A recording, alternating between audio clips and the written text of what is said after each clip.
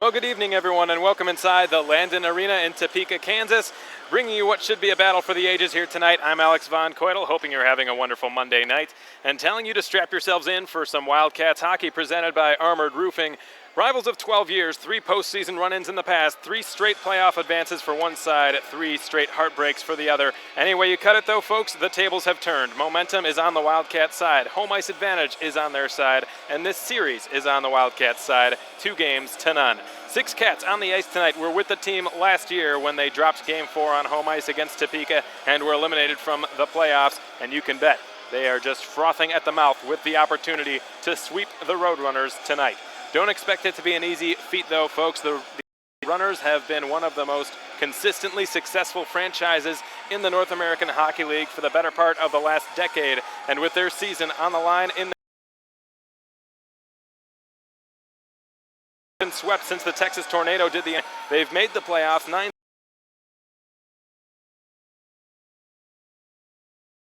Pretty deep run almost every time. For them, this is far too early to be eliminated from the postseason.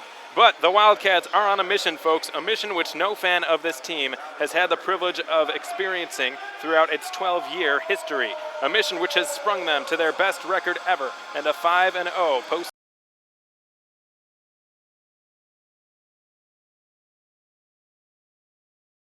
semi-finals. Or will the Wildcats accomplish their mission tonight and become the 2 hours? Wildcats RoadRunners coverage of Game 3 coming your way in just a few moments. Stay with us, everyone.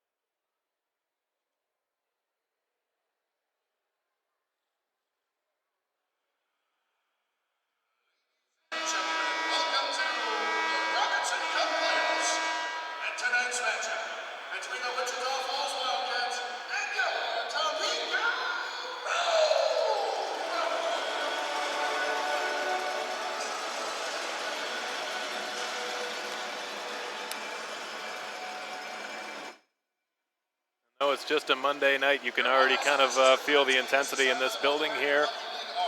The perhaps some nerves, perhaps some tentative fans here hoping that tonight will not be the last time their team plays a game at this building for the next few months. If the Runners do win tonight, a Game 4 will be necessary, and it will be played right back in this building tomorrow night. Coverage starts at the same time, the same place, 7 p.m. at the Landon Arena in Topeka, Kansas, right in the heart of Tornado Alley. Fortunately, the players have been safe from tornadoes this time around. The first time the players made the trip up here back on the season opener in early September, that was not the case. We actually had a tornado warning on our very first road trip of the season. I'm happy to report all is well on that side of things. On this side of things, well, who knows? One team fighting for its very playoff lives with its backs against the wall tonight. Another trying to make history for the umpteenth time this season and advance to the Robertson Cup Semi-Finals in Edina, Minnesota. The Topeka RoadRunners starting lineup will be announced here emphatically momentarily by the public address announcer. Starting at center, Quinn Preston. His line has logged the most minutes in these playoffs, particularly against the Wildcats, and is responsible for the largest percentage of points the Runners have put up in its 7 postseason games. Quinn Preston, Sammy Tavernier, and Andrew Hart starting at forward. On defense, Tyler Hayes and John O'Connor, a couple of commits. Tyler Hayes to the D1 Niagara, and John O'Connor to the D3 Augsburg. And Tyler Johnson gets his first start in goal in these playoffs for the Topeka RoadRunners. He is a commit of the University of Maine, a native of Amherst, New York. Standing at 6'3", 185 pounds, a youngster born in 1998, just a month older than Julian Sy. He gets his first start of the playoffs tonight. Now for the Wildcats, their starting lineup is brought to you by Pelican's Restaurant, and it is as follows. The 20s line again gets the start. And they've gotten just about every start for the last 10 games. Austin Albrecht, Nick Rosa, Johnny Lazarus, that line has contributed to 22 points in the playoffs alone in just 5 playoff games. Starting on defense, Jeff Baum, Demantis Sipis. Starting in goal, Justin Kappelmaster. He gets his 6th consecutive postseason start, and he has done a tremendous job thus far through this postseason, backstopping his team to a .942 save percentage throughout the 6 games in which he has played. Tonight is his 6th start. He has played in 5 games, a .937 save percentage rather, and just second behind Hunter Shepard of the Bismarck Bobcats, who are on the verge of sweeping the Austin Bruins, the Robertson Cup runners-up from last season. Hunter Shepard, the goaltender of the year, with a .942 save percentage to the playoffs, the only goalie remaining, or not remaining, who has boasted a higher save percentage than Justin Kappelmaster. Those of you watching on FastHockey.com, you're seeing a graphic of the RoadRunners starting lineup being announced right now. The speedy Andrew Hart, the speedy Quinn Preston. He's really got some wheels. Had several chances in the series against the Wildcats at the K. Yeager Coliseum. Several chances he generated for himself. And again, Tyler Johnson, a native of Amherst, New York, getting his first start in these playoffs. Juho Niku has played in all 6 games up until now, so we'll see how the young Tyler Johnson does. Juho Niku did a pretty darn good job in those first 2 games back in Wichita Falls, Friday and Saturday night. Saturday night, a few goals he probably would have liked to have back. But ultimately the decision has been made that he will be replaced by Tyler Johnson for tonight's game. Now we await the singing of our country's national anthem.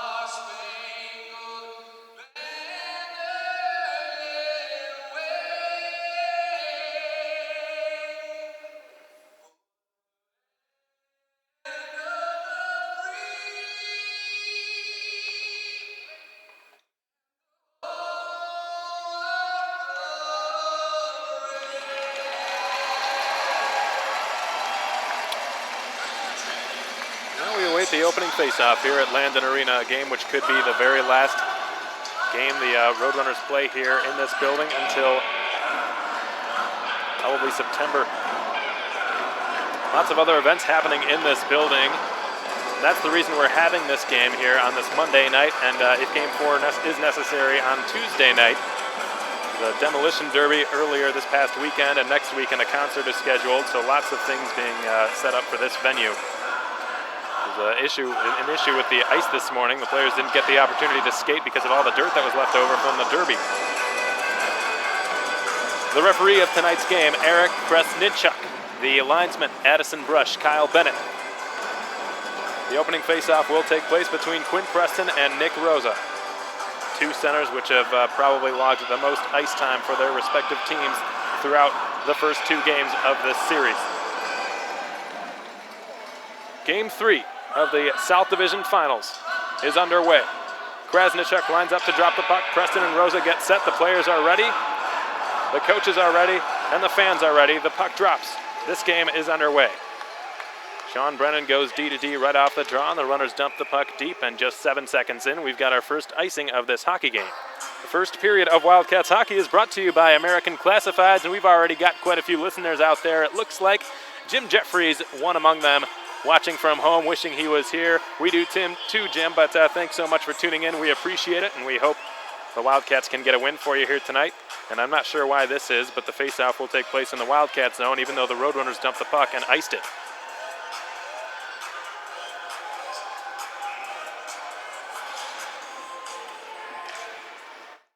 Topeka wins the draw cleanly off the face-off circle to Kappelmaster's right. Sean Brennan will dump it in. Kappelmaster out to get it. Will spin it around the boards, and Sammy Tavernier gets it back. Long rocket from Seth Cameras goes wide. Dom Sipus takes down his man in the near corner. Puck swung back towards the defense, and goes the length. No icing because the Roadrunners were the last to touch it.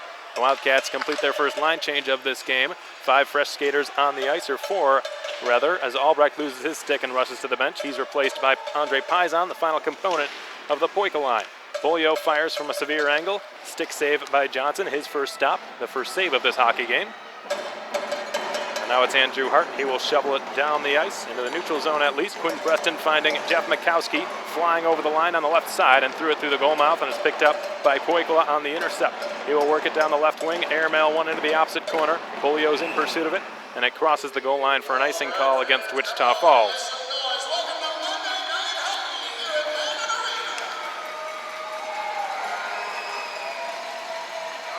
Tanya Thompson out there. She's got Fast Hockey loaded up, and she's watching on fasthockey.com. Thank you so much, Tanya. We appreciate you tuning in on your Monday night.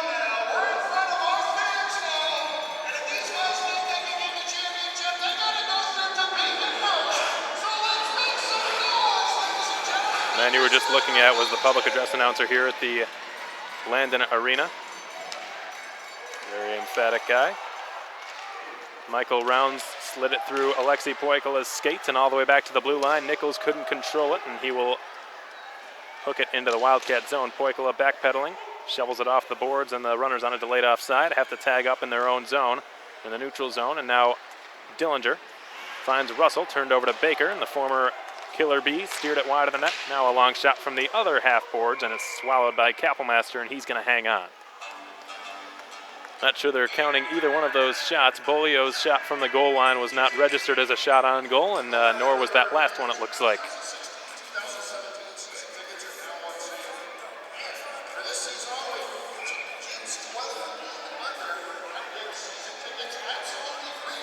Luka Maver, the big 6'3" Slovenian, to take this draw against Jaeger.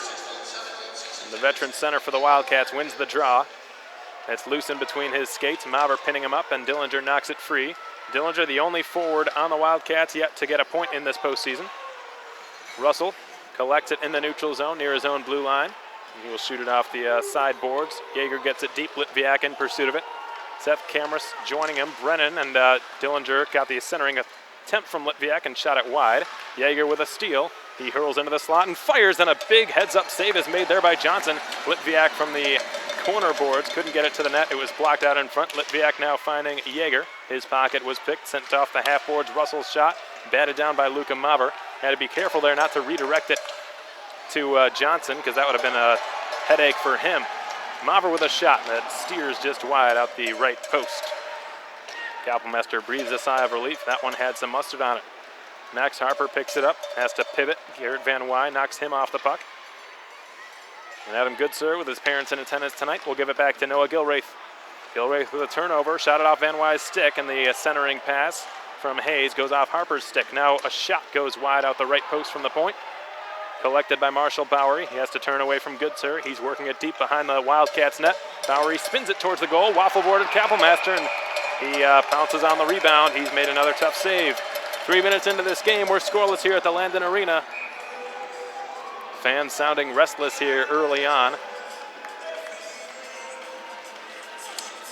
As always, folks, for those of you out there listening, if you'd like a shout out at any point throughout this broadcast, go ahead and send me a text message or send the Wildcats Twitter page a message. Let us know where you're tuning in from, and I'd be happy to give you a shout out before this game comes to its end. Bria O'Ray, one of them out there watching. Thank you so much, Bria. The runners win the draw. Left point O'Connor shot, tipped, flutters in the air. Kapellmeister didn't see it, and he squatted on it. What a save. That did not cross the goal line.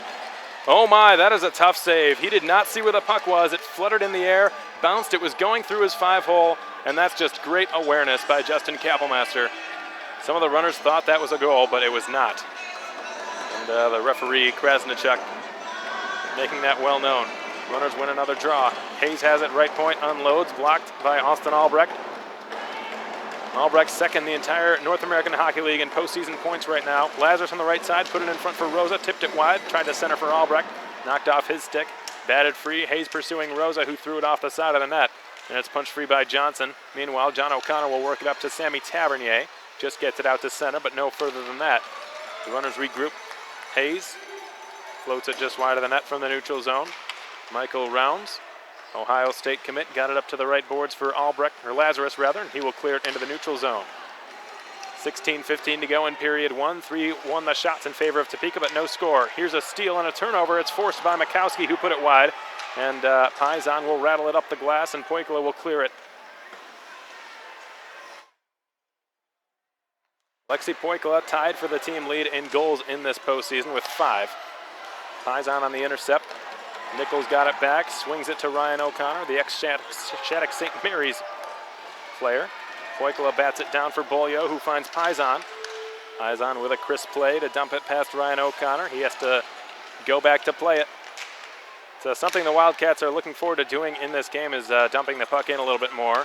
The ice is not perfect. Well, the skill plays may be a little bit limited tonight as a result of that. So dumping and chasing, look for a lot more of that tonight. Litviak finishes his check off on Dom Lutz. Puck cleared off the glass, not kept alive by Baum. It was stick free from him by Dom Lutz, and the puck meanwhile flopped back in. Dillinger on the forecheck. Brennan beats him to it. Nichols spins away from Litviak, gets it up the half wall. Maver had his pocket picked by Litviak, who falls down, no penalty. Brennan goes behind the net. That was a good effort there by Nikita Litviak to work the puck free. Never gave up on the puck, but just didn't pay off for him. Maver, bodied up there by Eric Yeager. Excellent back check from him. Seeing the Wildcats really want this win here tonight. That much is clear in the first 5 minutes. Dillinger with a shot and a glove save by Johnson.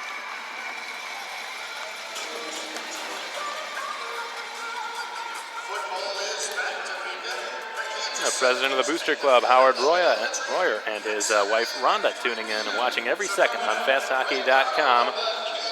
They also wish they could have been there, so do we. Thanks so much, Howard and Rhonda, for tuning in, and thanks for all that you do for the Wildcats. We know how important this win is for you. See if the Wildcats can pull it off. They have never swept the Topeka RoadRunners. They've never even beaten them in a playoff series before.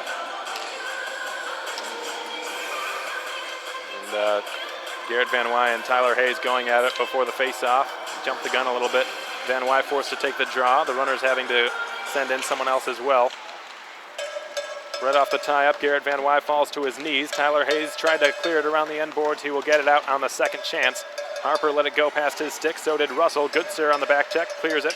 Van Wy got it out to center and beyond. Burnett gunning it down. John O'Connor there first. Ryan Burnett in there working 1-on-2.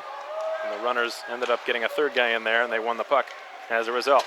Max Harper waiting for it in the neutral zone, gaining the Wildcats' blue line. Backhands one across for a chance. Backhander, score! That is Marshall Bowery, and it's 1-0.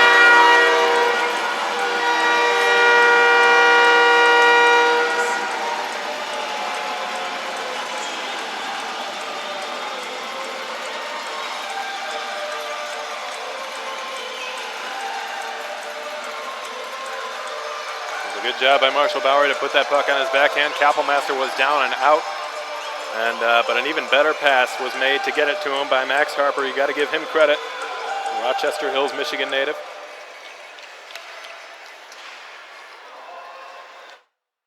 Smart play by a smart young man. Here's Tavernier into the zone with a shot. That was a howitzer. Went high off over the crossbar. Now Preston kicks it to his stick, sends it back to Cameras. Long bid, well off target.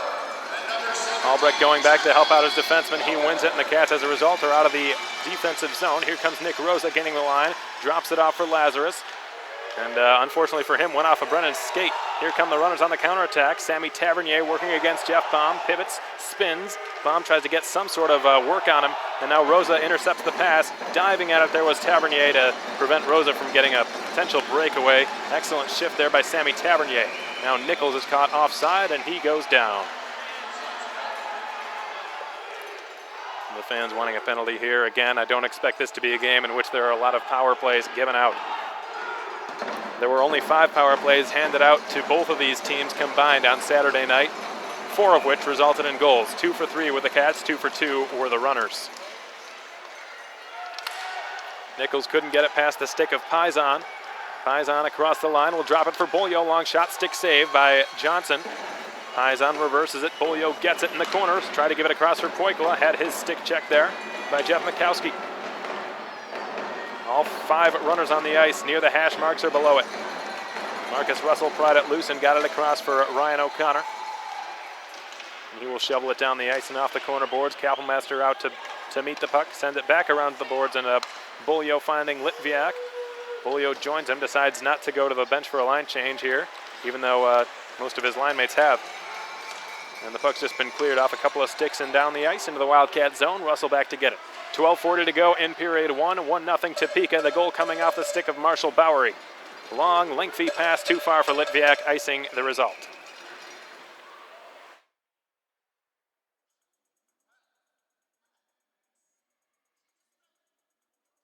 We've got Will Hane tuning in on FastHockey.com, set up on the TV. Look at that.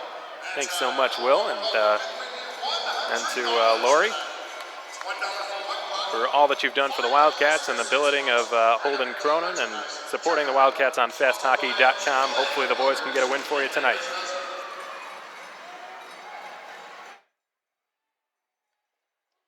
Eric Yeager goes behind his own net, wraps it around the wall. Litviak waiting for it along the right side. Dillinger goes up the wall, and Litviak couldn't get it to him. He was harassed by a couple of runners, and the puck's just been fired off the referee in the neutral zone. Luka Maver couldn't get it deep. The runners will try this again. Lutz gave it across. This time they successfully clear it into the attacking zone. Rourke Russell immediately clears off the glass. Rourke Russell, the Miami of Ohio commit. Up the left side boards, Litviak awaiting it, or Van Wy rather. Beaten to it by Maver. The runners shoot it right back in. Russell is there, goes off the boards. Van Wy collects the puck and will drop it off. Good read there, good stick by Johnny Walker. He threw it off the side of the net. Puck pinballs into the slot, and it's rescued by Eric Yeager, who will hook it in the direction of Ryan Burnett, bodied up by Sean Brennan. Bowery will give it now to Seth Cameras. Springs Harper, tipped it further to the Wildcats blue line. Marshall Bowery with the steal. Bowery with the shot. Kappelmaster with the glove save. Now it's Bowery again in the corner. Hoping to get it back to Nichols. It eventually goes that way. He gloves it down and shoots, and Kappelmaster makes the save. Kappelmaster 5 for 6 in the early going. Tyler Johnson 3 for 3. 11:14 to go in period 1. 1-0 Topeka. The third consecutive game in these playoffs in which they've gotten out to a 1-0 lead. We know how the first 2 games ended.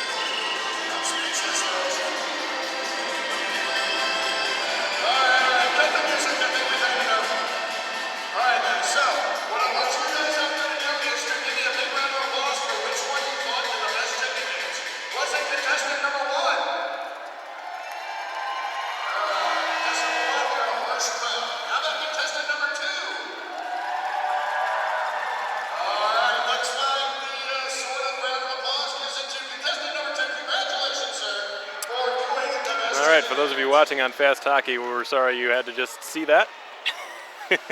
Lazarus failed to clear it. Tavernier with a good keep along the point. Quentin Preston with a shot and a glove save by Kappelmaster.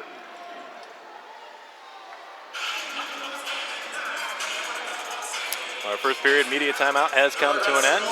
Ronnie Earl Baker Jr. is out there tuning in. Thanks so much, Ronnie. Thanks for all you do for the Wildcats. We appreciate your help. And thanks for tuning in. Rosa wins the defensive zone draw to Kappelmaster's right. Albrecht gets it ahead. Lazarus goes down, and offside is called against the Wildcats, just barely. Not much Lazarus can do when he's knocked to the ice and sliding to hold his ground. We're approaching the halfway point of period one. We got Wes Darnell out there tuning in as well. Thanks, Wes. Thanks, Scott.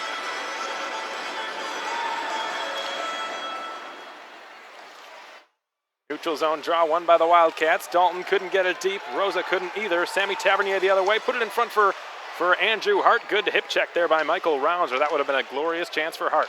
Now Preston shovels it into the slot, intercepted. Rounds goes off the wall. Lazarus on his backhand, now to his forehand, will be able to clear it past Ryan O'Connor. No icing here because he had a play on the puck.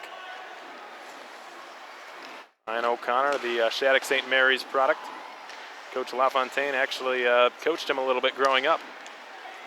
Jeff Baum played it hotly off a Paisan stick. He dumped it into the attacking zone and pursues it.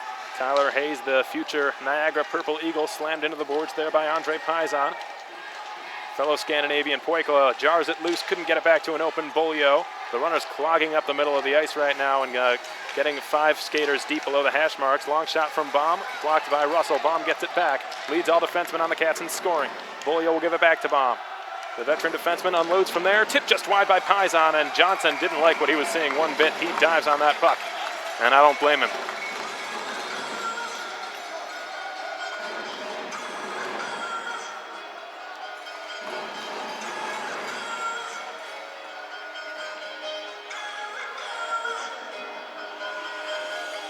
We've got the Wildcats Ice Programs Coordinator / marketing / sales / you name it, Debbie Fleetwood tuning in, listening, so presumably on YouTube. Thanks so much, Debbie. Hopefully the Wildcats can get a huge win for you tonight.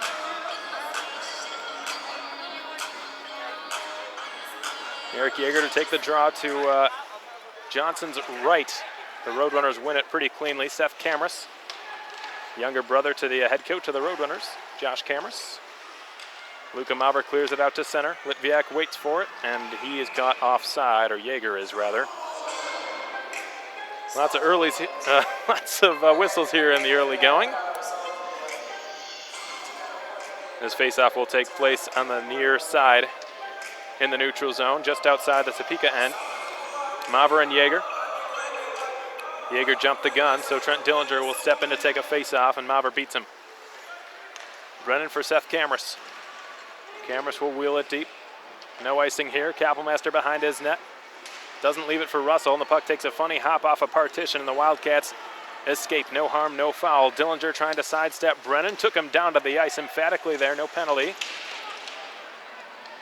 Gilraith pins up his man. As a result, the Cats are able to get it. Garrett Van Wy takes a shove from J.B. Baker. Meanwhile, they work it deep.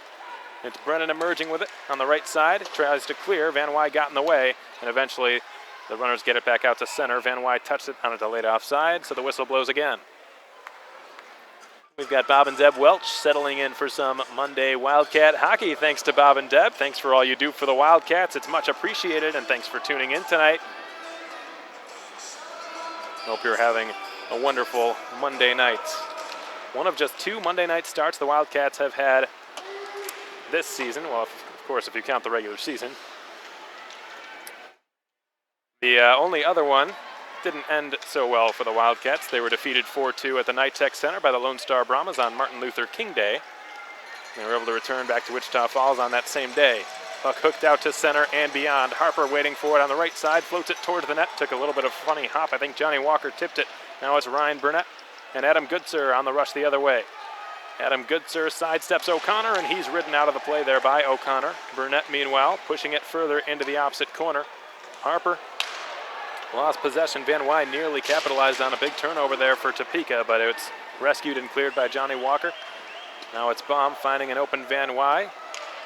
Both his mates and the Roadrunners were changing, but he was out of gas, so he just dumped it in. Hunt will throw it to nobody in particular. It's picked off by Dom Sipus.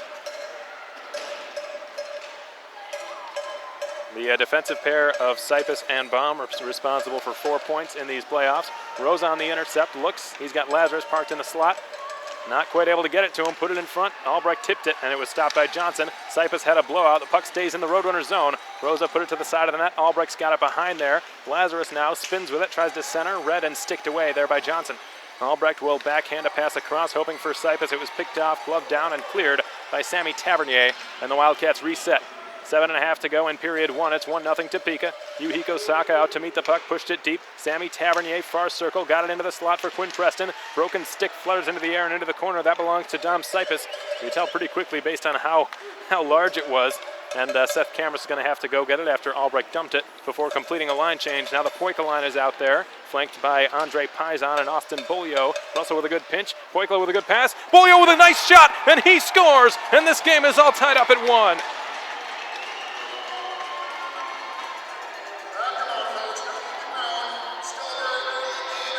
That was just brilliant hockey there by the Wildcats. Excellent keep at the left point by Rourke Russell. Great pass by Alexei Poikla. And a perfect finish by Austin Bolio. And this game is all tied up. Now Austin Bolio has sole possession of the lead among Wildcats in points in these playoffs with 11.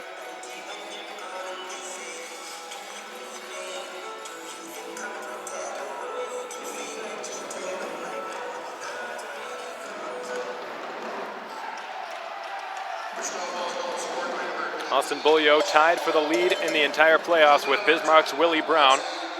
11 points. In fewer games than Willie Brown, I should add. Just his 6th game, he's nearly been a 2-point-per-game player in this postseason. Austin Bolio certainly expected to be a leader in this postseason. He's a veteran Wildcat. He's committed. He had 4 points in the playoffs last year for the Cats.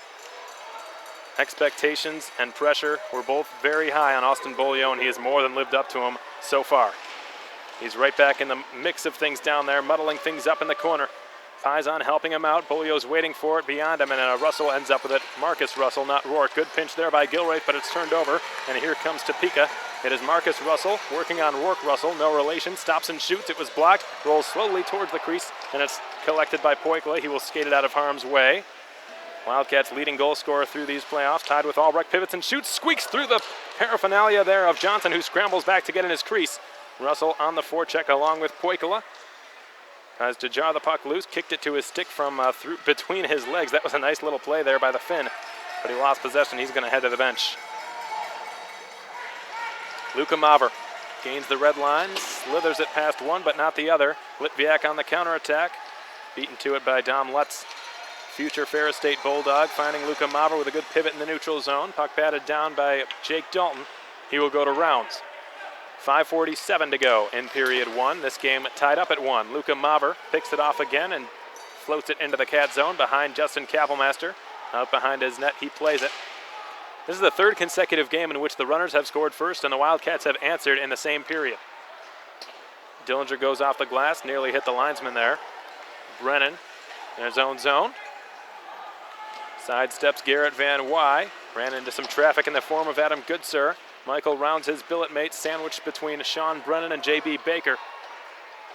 Baker had a really nice goal in game 2 to give the Roadrunners a 3-2 lead on the power play. Here's a chance for Harper, who drives the net. Kapelmaster denied him, hugging that near post and made a pretty strong save. That is Kapelmaster's 7th stop in 8 shots. Johnson 6 for 7.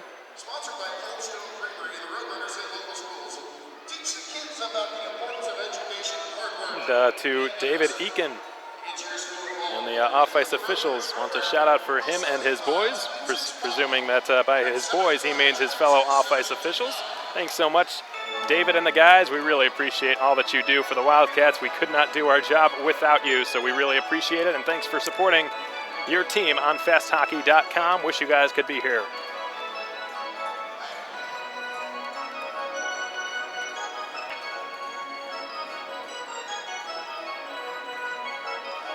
5:07 to go in period one. This game deadlocked, 1 goal apiece. And would you have expected anything else? Marshall Bowery, Johnny Walker, and Max Harper. This line is responsible for Topeka's only goal thus far in this game. Adam Goodser to try against Walker. Walker beat him on the draw. Nichols turns it over. Here comes Garrett Van Wy on the counterattack. Harper is back playing defense. Baum is playing offense as a forward leading the rush and floats it in behind the Roadrunners net. Van Wy is down there, and he backhands it to Goodser. Goodser protecting it, and a Johnson poke check denied the Denver commit of getting a wraparound try away, and then all chaos ensues as everyone crashes the net. Johnson had the puck.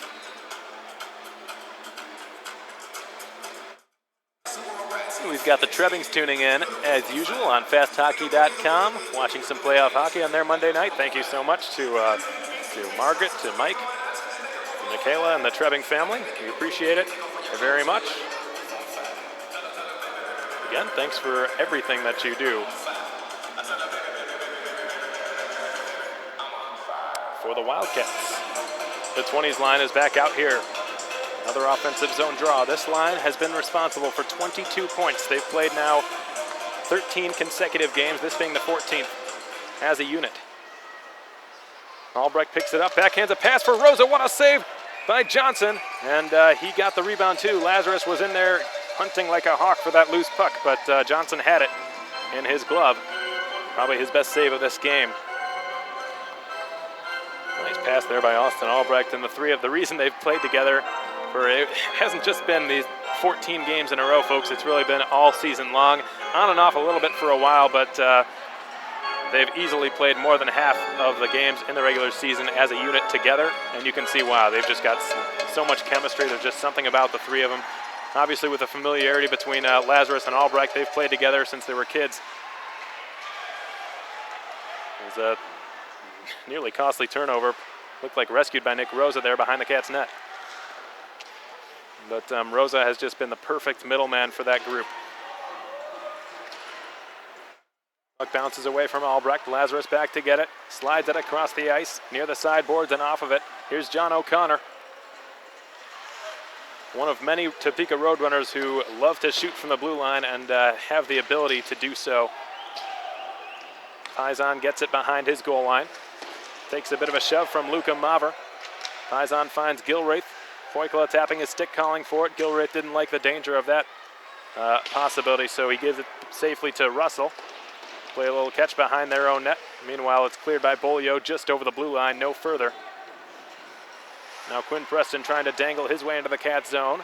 Wildcats doing a lot more dumping and chasing than Topeka has in the early going. Here's a steal. Bolio for Paisan, tipped it just wide of the net. Gets it in the corner, puts it on his backhand, spins to his forehand, got it deep for Bolio, put it in front, Paisan the shot. Missed wide left post. Now it's Gilraith picking it up in the far corner. Shot from a tough angle. Waffle boarded there. I think it might have actually hit the glove of Johnson. Kept alive. Russell shot one well wide, perhaps intentionally. Bolio is there to get it. He bodies off Seth Cameras. Russell goes to the net. Bolio pivots, looks, shoots, stopped by Johnson, and no rebound. Bolio's been all over the place here. Look out for him in this game. Got the Wildcats' only goal. We've got Crazy Cat and the McGowans. Kathy McGowan cheering the team on from Wichita Falls. Thanks, guys. The mother to Matt Hines, Dementus Cypus, and of course the Wildcats' tremendous mascot, Crazy Cat, all tuning in and supporting their team. Yeager gloves it down, goes into the far corner, puts it on his backhand, wheels towards the front of the net, and backhands it eventually towards the goal, and it's knocked aside by the stick of Tyler Johnson. Yuhiko Saka, the veteran runner, got it deep for Ryan O'Connor in his own zone, who took a hit there from Trent Dillinger. Meanwhile, Nichols gets it to the Wildcats' blue line, but not before taking a hit by Nikita Litviak. He's done that quite a bit in this series. There's another one. Down goes Makowski. Litviak with two big hits on that one shift. He's been a one-man wrecking crew in this postseason. Here's Jake Dalton. He carries behind his own net and looks, we've got an injured Wildcat. And guess who? Nikita Litviak. Hopefully he's all right there. Pass out to center. Makowski lost it. Litviak skates under his own power to the bench. he was down for a few seconds. I think that probably wasn't as bad as I initially thought it was. Rounds off the skate of his billet mate Goodsir. Burnett will give it back to Rounds now. For Baum. Baum with a beautiful rink-wide pass, finding Ryan Burnett on the left side. Goodsir to the net, pass across for Van Wy, had it on his backhand and put it wide of the net. And now he cycles it deep, hoping for Goodsir, beaten to it by Hiko Saka, taken now by Tyler Hayes. He clears it up the wall, and Baum will slam it back in. Cats on a delayed offside will just skate to the bench for a line change. We've seen some really quick shifts, and that's what the playoffs are all about. You need to make sure you're giving 100% effort when you're on the ice. 100 seconds to go in this period. And with that being said, you cannot be on the ice really for more than 45 seconds to a minute in the postseason at the absolute max. Just because everyone needs to be fresh, everyone needs to be playing at 100%. We can't have any tired bodies out there. It's part of the beauty of this sport. Nobody's on the ice for the entire game, like you see in a lot of other sports. Lazarus finding Gilraith across the line. He's bodied up and taken down. Albrecht trying to steal it from Cameras behind the Roadrunners net. No luck. Cameras went around the boards, and Baker will scoop it and send it to Cameras again. Russell on his intercept. Cameras tried to get it to Mauber. Russell picked it after reading it and got it to Lazarus, who dumped it. Now Cameras back in his own zone. The last minute of play is brought to you by La Quinta Inn & Suites, the official host hotel of your Wichita Falls Wildcats. Here comes Quinn Preston with a shot and a glove save by Justin Kappelmaster. He improves to 8 for 9 on the evening.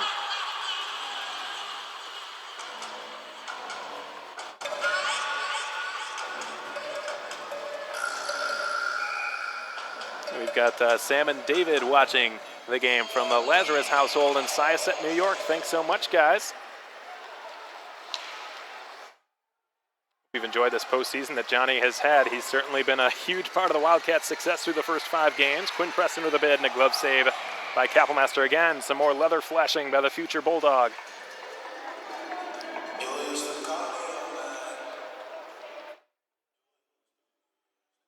Wildcats one of just 2 undefeated teams remaining in these playoffs, the only other being the Aston Rebels, who swept the Wilkes-Barre Scranton Knights and are up 2 games to none against the Johnstown Tomahawks. Andrew Hart with a face-off shot right off the draw, went off a skate and as a result bounced wide. Now Poikula going behind his own goal line as he so often does to help out the defenseman. Michael Rounds with a lengthy stretch pass trying to get it to Paisan, read by Jack Nichols. Here's Sammy Tavernier. Rockets one out of play. Tried to dump it, redirected off a stick, and it goes off the mesh. 10 seconds to go in the first period. 1-1 your score.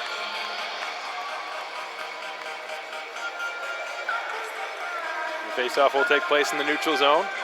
Folks, we had so many shout-outs to give that I didn't get a chance to read all of them, but if your name has not been read, don't worry. I'll get to it in the second period.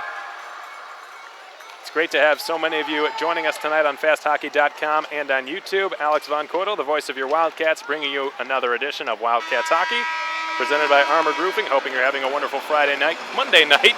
Used to saying Friday night in the first game of a series.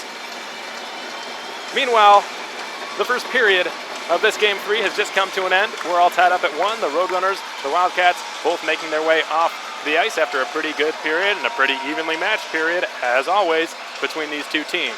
21 shots, 11 for Topeka, 10 for the Cats. Again, if your name has not been read from the shout-out list, I promise I will get to it in the second period or the third. We continue to get as many as we did in that first period.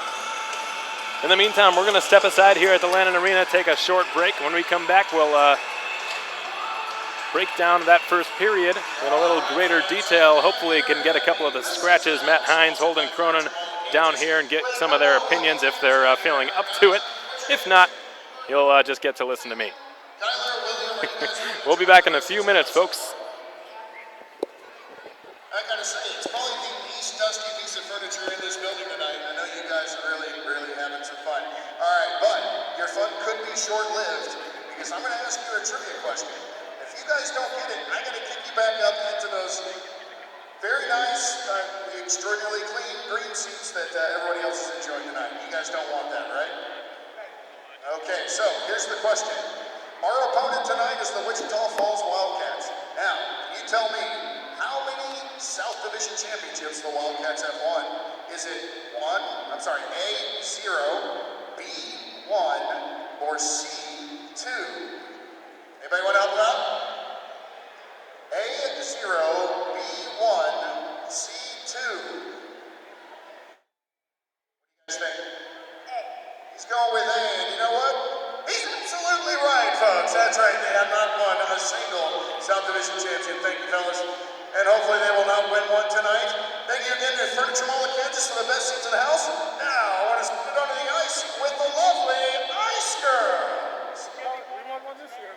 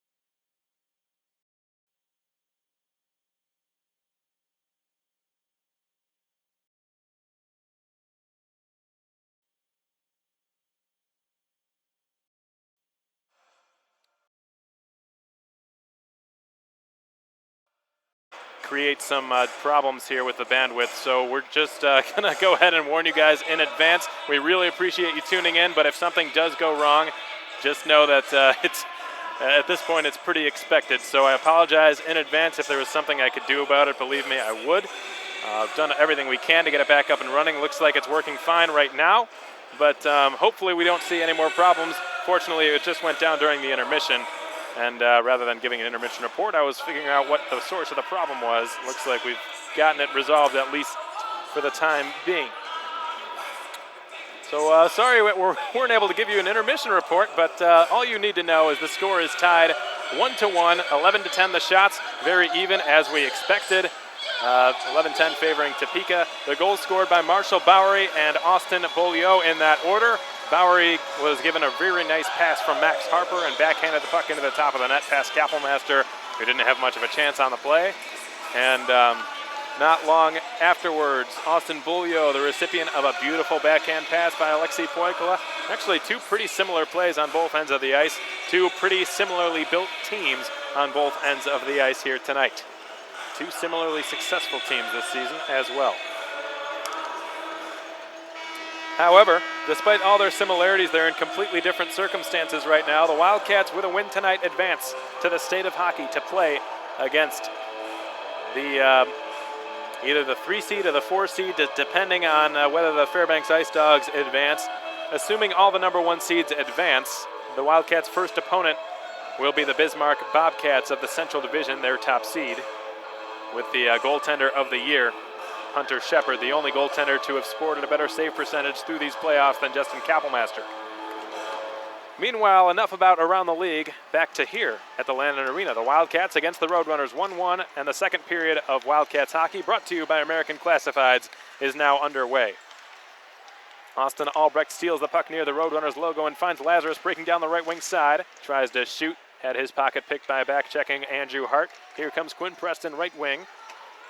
Laid a saucer pass across too far for Hart, who slammed on the brakes, and Sipus cleared it beyond his reach. Hart caught back up to it, gave it the width, and it bounced away from Quinn Preston. Unfortunate bounce for him, and Lazarus takes advantage and hooks it back into the Topeka zone. While the rest of his line mates completing a change, Lazarus the only one out there who has yet to do so. Poikala will slide it back to Michael Rounds. Rounds drops it, missed Dalton's skate. Errant pass by Rounds, and Sammy Tavernier hoping to capitalize here. Spins with the puck, it flutters in the air near the net. Paisan jabbed at it. Puck sent back to the right point, long shot blocked by Poikala. He takes off to the races. Hayes tries to beat him out to the puck, and John O'Connor eventually got to it before Paisan did. It was loose in the high slot. The runners come away with it and clear it. Rounds finding Austin Beaulieu, banked it off the glass. Paisan couldn't return it to him. He was tied up by both the referee and a RoadRunner, and a penalty will be called against Johnny Walker. He and Paisan exchanging pleasantries down there after the fact, and the Wildcats will go to their first power play of this hockey game.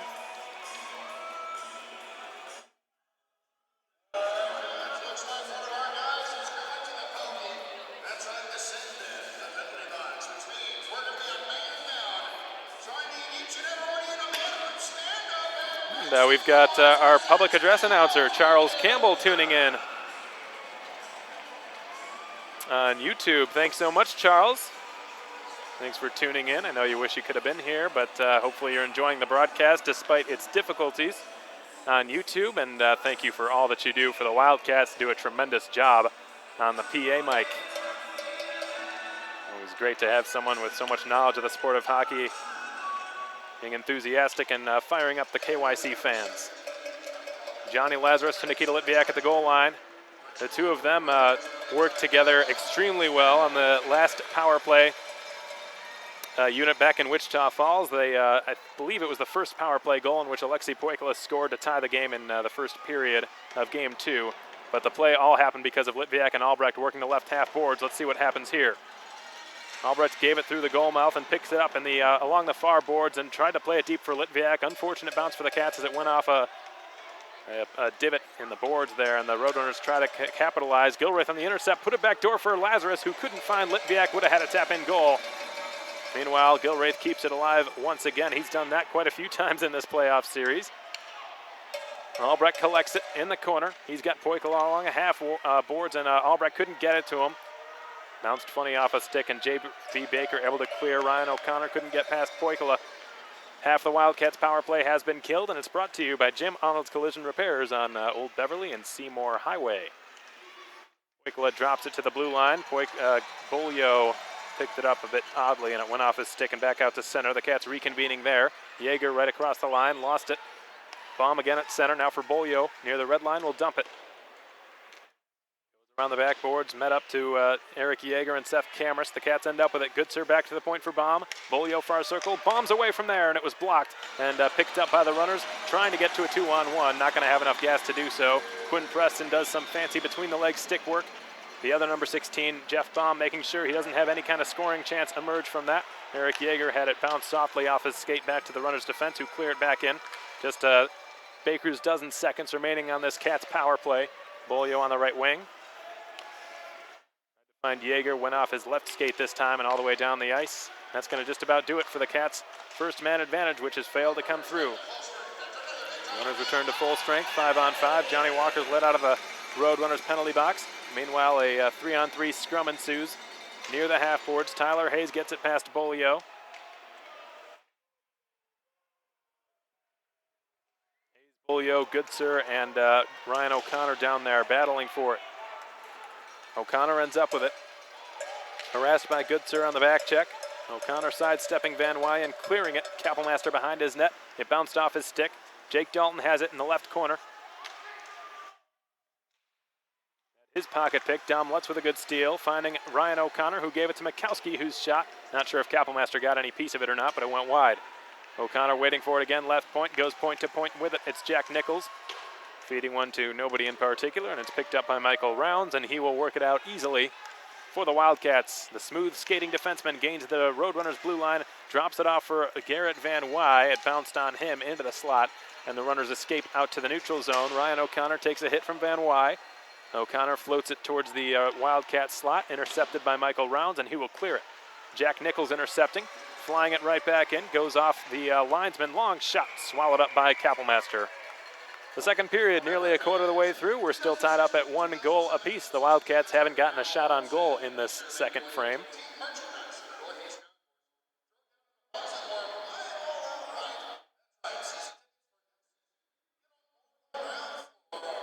We've got another Wildcats off-ice official, Kame Oshiro, tuning in from the game back at home.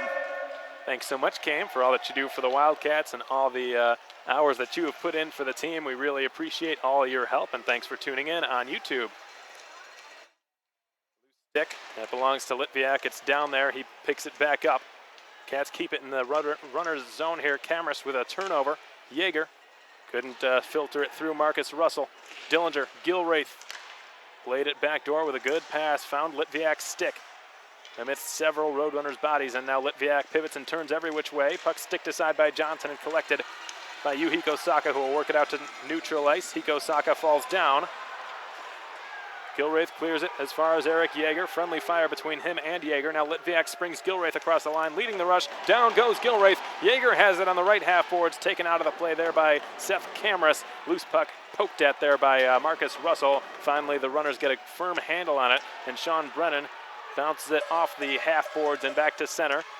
Pretty good toe drag there by Jeff Baum, but he lost the puck in doing so. Andrew Hart on the left wing side, put it in front. Kappelmaster with the stick save, and he was run into there by Marcus Russell. Kappelmaster's down, and the net's been dislodged.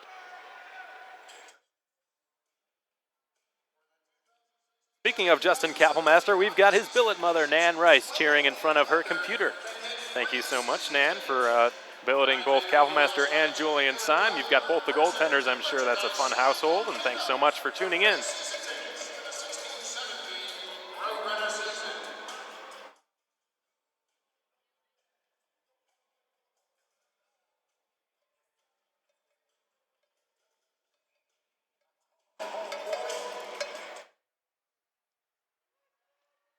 Albrecht clears it beyond his own blue line. Sammy Tavernier for Andrew Hart. Too far for Preston. Dalton on the intercept. Got it ahead for Lazarus. Bounced off his stick.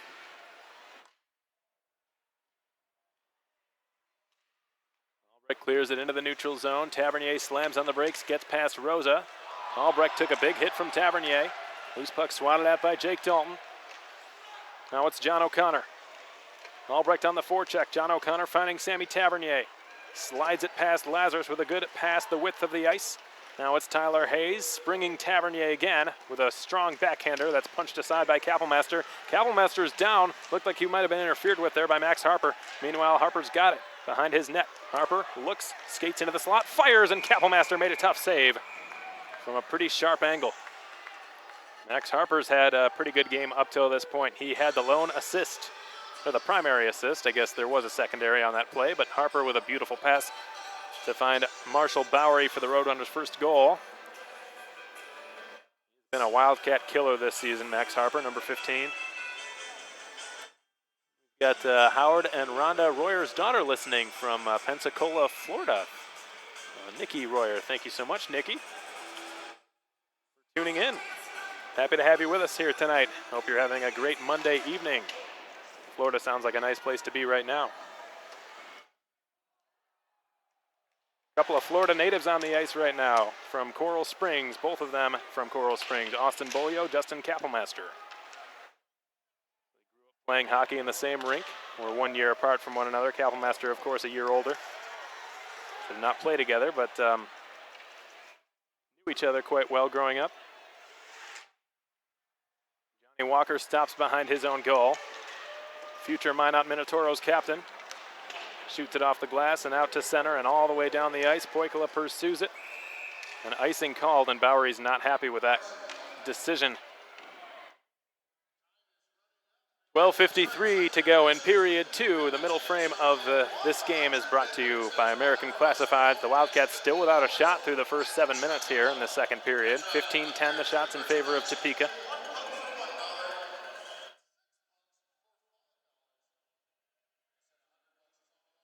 Adam Goodser will take this face-off. It's going to be on the glove side of Tyler Johnson. Johnson right now 9 of 10. Goodser wins the draw. Van Wy swats it deep behind the runner's net. Burnett is there.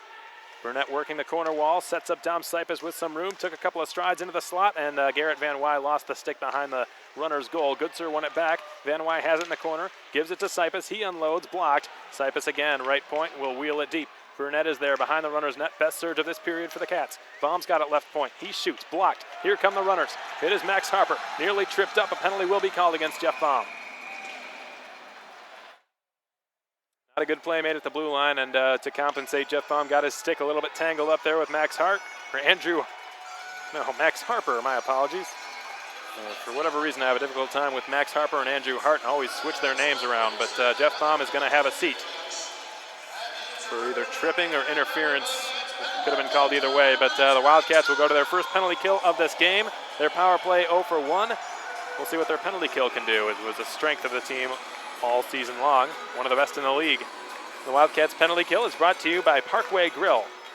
Poikila wins the defensive zone draw. Bolio gets it up the boards but not out. Quinn Preston, J.B. Baker to the top of the umbrella. It's Hayes, long shot, blocked. Loose puck picked up by Bolio. He could have a 2-on-1, but Dom Lutz hustles back. This will just be a 2-on-2 with Poikila. Bolio the shot, chest save by Johnson. And Poikila battles for the loose puck behind the Roadrunners net. Tyler Hayes ends up with it. Hayes will clear it. No high stick. What a play, and Preston's backhander is stopped by Kapelmaster. Oh my, what a save. What a play to bat that down out of midair off the home run stretch pass. Quinn Preston both avoided a high stick and settled the puck down. Amazing hand-eye coordination by Quinn Preston, and Kapelmaster keeps it out. Here's J.B. Baker taking it in behind the Cats net, looking for somewhere to go, finds an open Hayes at the point, long shot tipped wide, and Dom Lutz has it.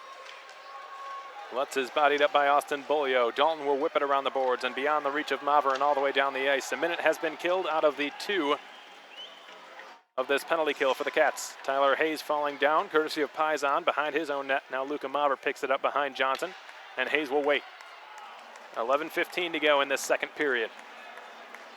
Tyler Hayes, the leader on the D-corps for the Roadrunners, and an alternate captain, springs a long pass ahead for Sammy Tavernier, outnumbered 2-1. Sammy Tavernier led the Roadrunners in shots on Saturday night by a large margin. He had 7. Nobody else even had 6. One of which he scored on. It was a goal that I kind of blew the commentary on quite a bit. I thought it missed the net based on how quickly it went in. Didn't bounce out. Looked like it got stuck in the twine. Oh, and look at that swat of Albrecht's stick by Tyler Johnson.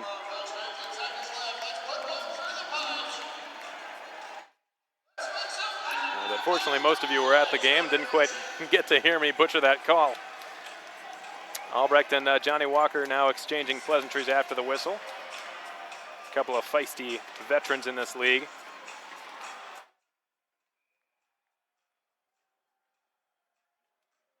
Of tough, hard-hitting, grueling forwards who can also score a lot of points. Johnny Walker led the Minot Minotauros before being traded to Topeka, and Austin Albrecht led the Wildcats in scoring this season. And the Roadrunners have just iced the puck after winning a defensive zone draw.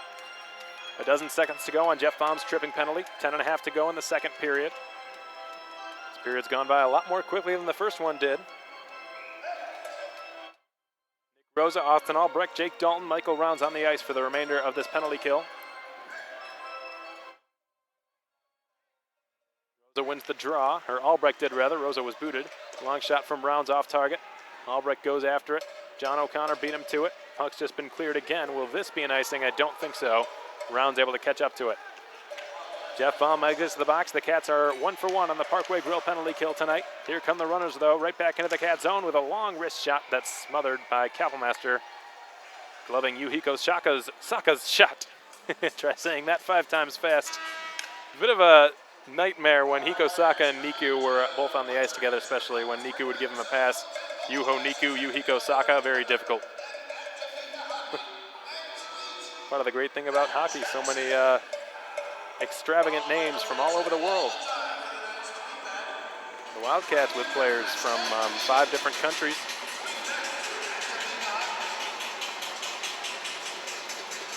We go to our second period media timeout.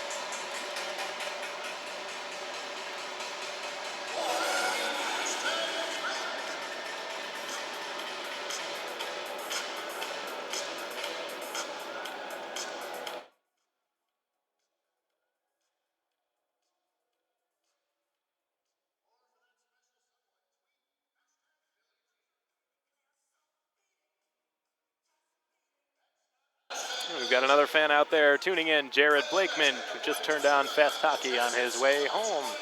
Thanks so much, Jared. Appreciate you tuning in on fasthockey.com. Thanks for supporting the Wildcats. Well, you're always down there right in that front row at every single home game.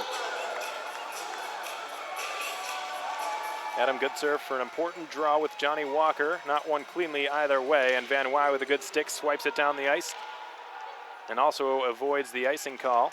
Sean Brennan back up the wall, good between the legs pass by Seth Cameras. Marshall Bowery, the lone Topeka goal scorer, tried to pass it back to Harper, not sure what happened there. Bowery gets it back in the corner. Goodser strips him of possession and gave it the width for Van Wy, whose pass intercepted by Johnny Walker.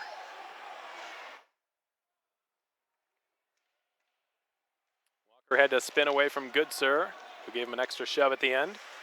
Van Wy had a blowout behind the Roadrunners net going in for that puck.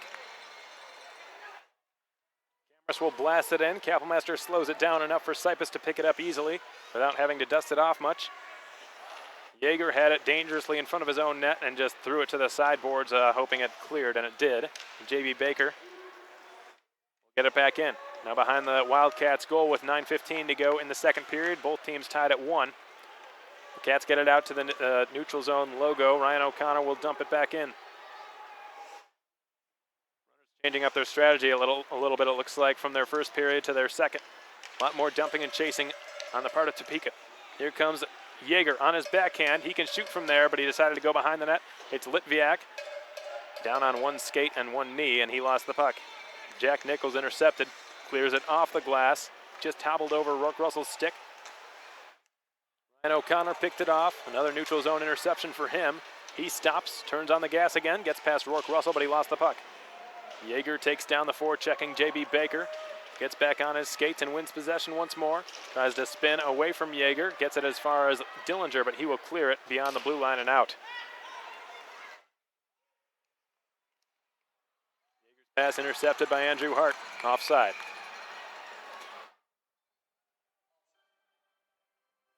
The only game being played tonight. It is a Monday night game. No other North American Hockey League teams are playing again until Friday night. Bismarck against Austin, Fairbanks against Minnesota, Aston against Johnstown, the only other series remaining in this league. 8 teams remaining, could be 7 after tonight. We'll see what happens. 1 tie, and as you all very well know, anything can happen in the postseason. Long stretch pass, hopped away from Quinn Preston in behind the Cats net. Michael Rounds gets it past a couple of skates and bodies. Austin Bolio picking it up, taking it on the left side, and he spins. Good stop and good pass. Here's Michael Rounds with tons of space. He shoots, and it's fought off by Johnson. Ripper from Michael Rounds. That one nearly found twine. Johnson just got his elbow on it, it looked like. Tyler Hayes in front of his own bench. Oh, and he took a big hit from Bolio, who took the brunt end of that collision. Bolio went straight down after delivering the hit. Rounds will outlet the puck to the left half boards. It's Paisan waiting for it there. Paisan is down. Poikila helps out his twin and clears it. When I say twin, I don't mean literally, of course. Just what the two of them have been dubbed by Wildcats fans. Long pass from Lazarus, hoping for Albrecht. It was intercepted. Russell gave it away. Lazarus on the counterattack with Albrecht and Poikila to the goal. Here's Albrecht back to Lazarus. He shoots. What a save by Johnson! And Albrecht couldn't shoot it after he had his pocket picked there in the right circle. And Johnson with an unbelievable save on Johnny Lazarus. Some good crisp puck movement between him and Albrecht there. Excellent second pass there by Austin Albrecht to find Lazarus on the right side. And Johnson with highway robbery keeps his team tied. Albrecht played it off the corner boards, eluded Lazarus' stick. Poikila's been out there forever. Rosa wants to get on the ice. Puck is thrown through the net mouth. Rosa's 20s line mates are tired here. Rosa finally gets his chance as Poikila went to the bench. Here's Lazarus down the left side. He's got Sipus breaking on goal. He drops it for Albrecht. Long shot blocked by his own teammate. Lazarus put it off the side of the net. Picked up by Rosa. Turns it towards the goal. Ricocheted off a body. Now Albrecht behind the runner's net. Gave it into the corner. Rosa returns it for Albrecht. He's got Lazarus parked in front. Tries to get it to Rosa instead. He's got some more space. And it ended up hobbling off the side of the cage. And the runners clear it back to the left point.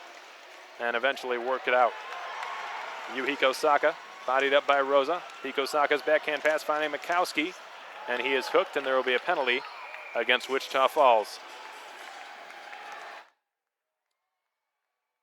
After a long and pretty successful shift, and ultimately a frustrating shift, Austin Albrecht is going to have a seat after hooking Jeff Mikowski. Cats go back to the penalty kill. They're 1 for 1 tonight.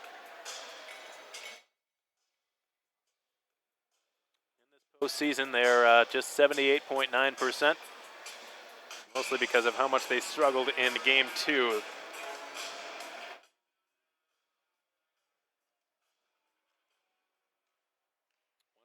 Tonight, we'll see if they can improve to 2 for 2.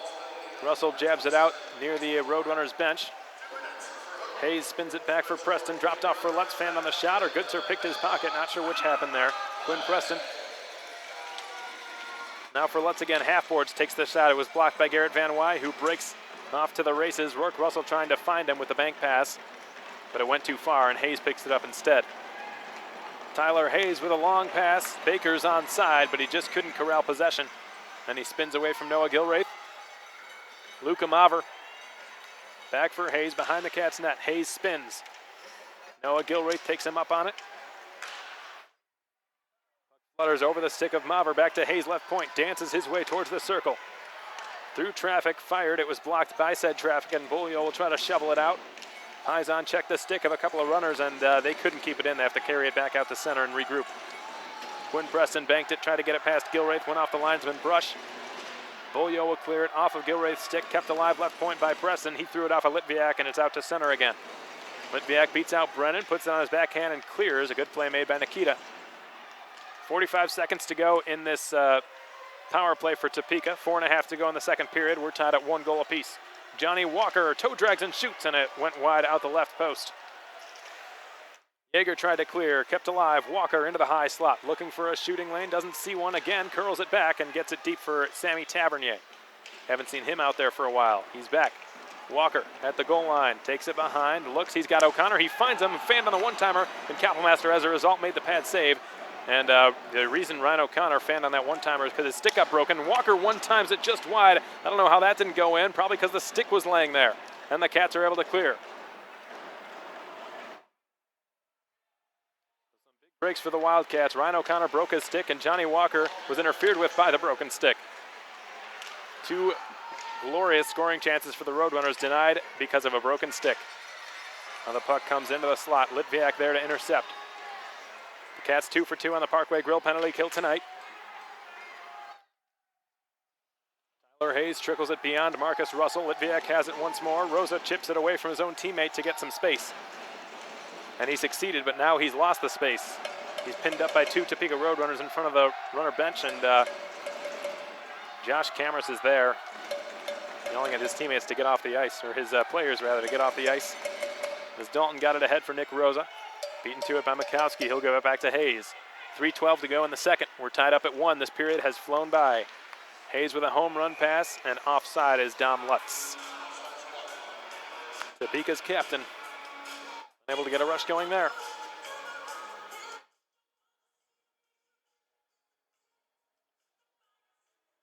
Karen Lazarus tuning in tonight. Thanks so much, Karen. A lot of Lazarus fans out there, it seems like.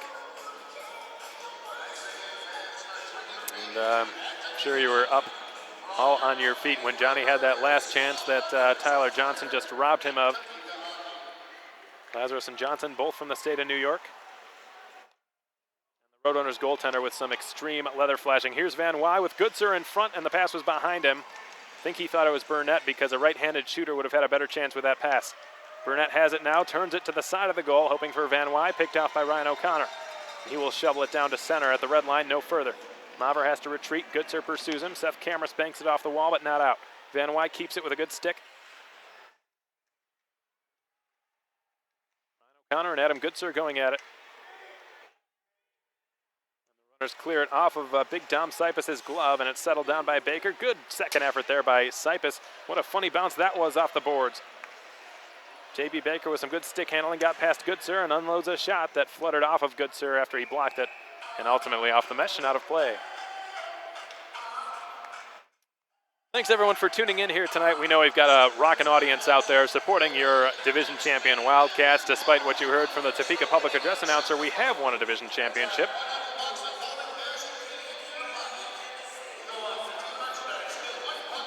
But anyways, thank you so much, guys. We really appreciate you tuning in on your Monday night and supporting your team. And the guys are really happy to have you with them here tonight on the broadcast. And I'll tell you what, for those of you who took time out of your Sunday afternoon, as Paisan takes a big hit from Sean Brennan, but those of you who are at outside the KYC doors on Sunday to see the Wildcats off to Topeka, I'd like to express my personal thanks to you for taking time out of your day and coming out and sending the Wildcats off to Topeka, having seen some friendly faces before leaving for the 7-hour bus ride or so. It made a huge difference, and the guys were talking about it on the bus for quite a while on the way here. And I'll tell you what, not sure I've ever seen them happier. So thanks so much. It meant a whole heck of a lot, and the guys really loved it. And I did too, so thank you very much again, and it was a great way for us to start off a very long road trip up to Topeka to play a very worthy adversary. We even got some fans who have made the trip all the way up here, so to them as well, I express my thanks. Ryan Burnett's parents are here tonight, as are the assistant coach Josh Nelson's. Mary Albertson, I believe, made the trip up. Several others, so thank you so much.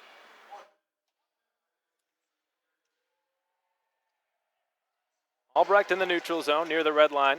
Scrumming for it. Gilraith has to backpedal. Tavernier dumps it past him. Dalton trying to play in Gilraith's stead and rescue the puck, and he backhands it around the boards. Albrecht with a good touch pass for Rosa. Cats can't exit the zone, and they do on the second attempt by Nick Rosa. Lazarus pursues it. Ryan O'Connor dives. Lazarus to his forehand. Couldn't pull the trigger.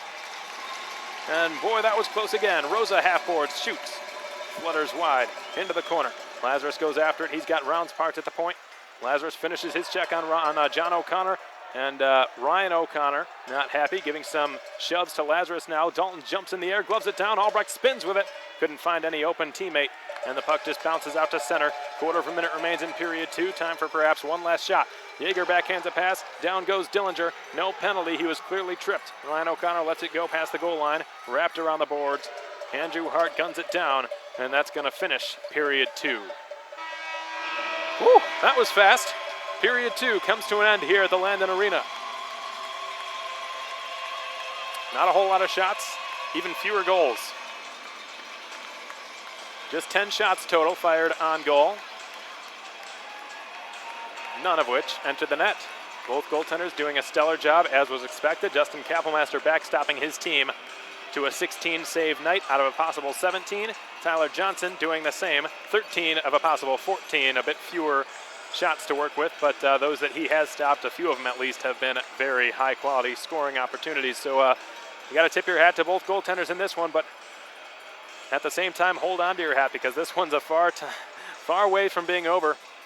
Still got at least a period to go here. The Wildcats have not played a playoff hockey game since 2011. So if you're a fan of playoff hockey, keep your fingers crossed for that. That might get interesting. In the meantime, we're going to take another short break. Hopefully YouTube holds up in this intermission. And again, thanks so much to everyone tuning in on your Monday night. We're so happy to have you with us. We'll be right back, folks. Stay with us.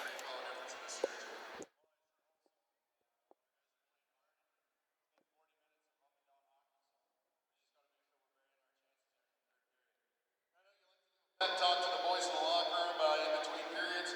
But right now, I need you to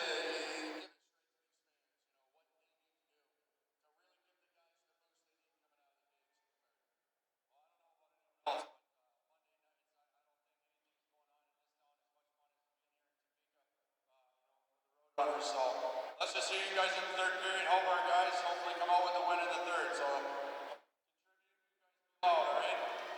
You hear the coach? You're going to be loud? I said, are you going to be loud? Of course you are. All right. Let's head out on the ice for a little chuck-a-buck. Yes, I hope you guys got your pretty little hands on those rubber discs up there. And I hope you got your arms all loosened up. Because here's what you got to do. You got to throw it right there, square in the nest, there at center ice. If you make it in, you're walking away with $100. Hey, what's up, buddy? $100 could be yours. But say your aim ain't all that great, well, that's okay. We got you covered with these great little banners around here. Get closest to or one banners you can be walking away with. A gift card for Hooters Wings. For delicious Mickey's Barbecue, or dozen donuts from my good friends at Baker's Dozen. All right, everybody, are you ready? Are you ready? Well, then in 3, 2, 1, shop those pucks! Oh, good gracious. Come on, who's gonna do it? It's been weeks. Somebody's gonna walk away with that cash. The puck bounce. Oh, off the rim and out. All right, looks like we're starting to slow down just a bit. A big looping throw there. I'm gonna give you the 5 count, folks. Stop chucking those pucks in 5, 4, 3, 2, and 1. All right. One might have gone in, I might have missed it, but let's make sure. No, we got the no from a man there. All right. That means the cash prize rolls over to a whopping $125. Hopefully tomorrow night here at Landon Arena. Remember, folks, we're able to pull off a victory tonight.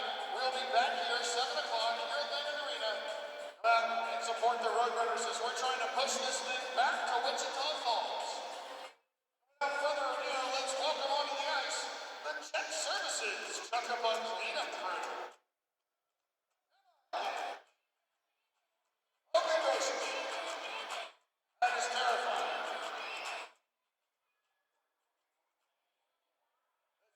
This is Chuck-a-Buck cleanup crew. If you'd like your kid to be a part of the cleanup crew next season, make sure you head on up to the Kids Zone up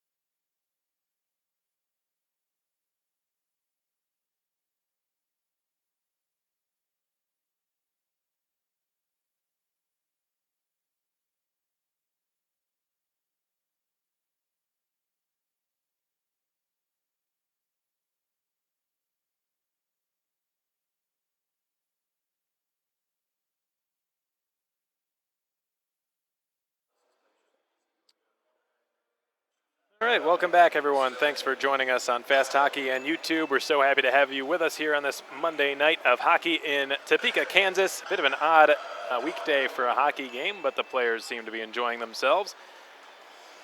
You hardly notice the fatigue, which is very impressive. I'd say on both sides, there's got to be some fatigue factor creeping in because they've already played. This is their third game in the last 4 nights. And if this series is pushed to a Game 4, it'll be 4 games in 5 nights, plus the travel up here. So it's got to be brutal and grueling on the players and very taxing. But you've barely been able to see any sort of fatigue on either side. So that's been impressive thus far. It's been a tight game, an even tighter second period. Just 10 shots thrown on goal, or 11 rather. No, 10, my apologies. 6-4 Topeka in that second period. No goals were scored, though one clearly should have been scored. Excellent save made, diving from his right to his left by Tyler Johnson. He robbed Johnny Lazarus of a great scoring chance. Lazarus and Albrecht came down the ice. It was on the right side of your screen if you're watching on Fast Hockey. And if you're listening on YouTube, I'll do my best to try to revisit and help visualize it for you. But Albrecht, I believe Poikla was still on the ice. Rosa had not jumped on the ice yet, but Poikla was still out there. Poikla was on the left, Albrecht in the middle. He was sort of a late man on the rush, and Lazarus was on the right side with the puck. And Lazarus dropped it back for Albrecht, and very much a shoot-first player, Austin Albrecht. Loves to shoot, loves to snipe it. Had 26 goals in the regular season, and has a very hard and almost deceptively accurate wrist shot. So Johnson expecting the shot in that situation. Albrecht was in a very good position to rip it. Gave it a little extra pass over to Johnny Lazarus, and it was perfectly on his tape, and the puck was flat. He had an empty net to shoot at, really, and Johnson just lunged from his right to his left all the way to the post. Not sure if he got it with his glove or his pad, but he kept it out and just absolutely robbed the Wildcats of their go-ahead goal. It would have been their first lead of this hockey game. Instead, we remain tied at 1 goal apiece through the first 40 minutes of this game. The only goals in this game have been scored by Marshall Bowery and Austin Bolio. Both came in the first period. Bowery's goal happened at 5:48, and it was given to him by Max Harper off a beautiful backhand pass. That line contributing for Topeka's lone goal. Marshall Bowery, Max Harper, and Johnny Walker all with a point on that tally. Harper got the air pass from Johnny Walker, who dished it from his own zone all the way out to the neutral zone on the right side near the Wildcats' blue line. Harper just picked it up, skated down the right wing, and had to turn away from the Wildcats' defenseman. Threw a great backhand pass the width of the ice. Bowery was there to pick it up one-on-one against Kapelmaster, put it on his backhand, and lifted it over the Wildcats' goaltender to open the scoring. 5:48 into period 1.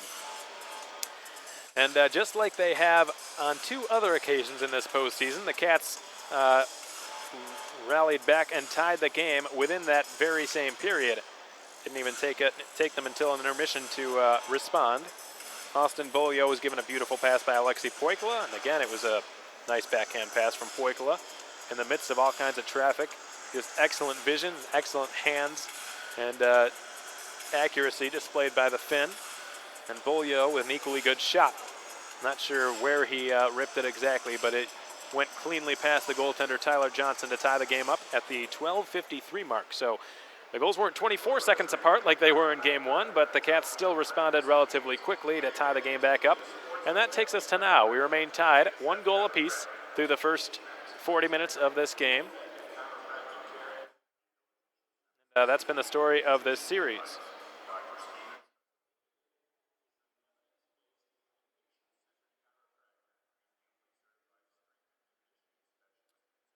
If you haven't already gotten your season tickets for next year, we know we've generated quite a bit of interest with that, and we're so thankful to have so many great fans in Wichita Falls, so many very loyal fans. We know a lot of you returners would like to purchase season tickets for next season. If you haven't done so already, go ahead and call the Wildcats office at 716-5587, area code 940. You'll be able to purchase your season tickets for the 2016-2017 campaign. Just call the Wildcats office, ask for Debbie. Set you up with those. We're hoping, at least, our season ticket holder number increases a little bit with the amount of success the Wildcats have had this season.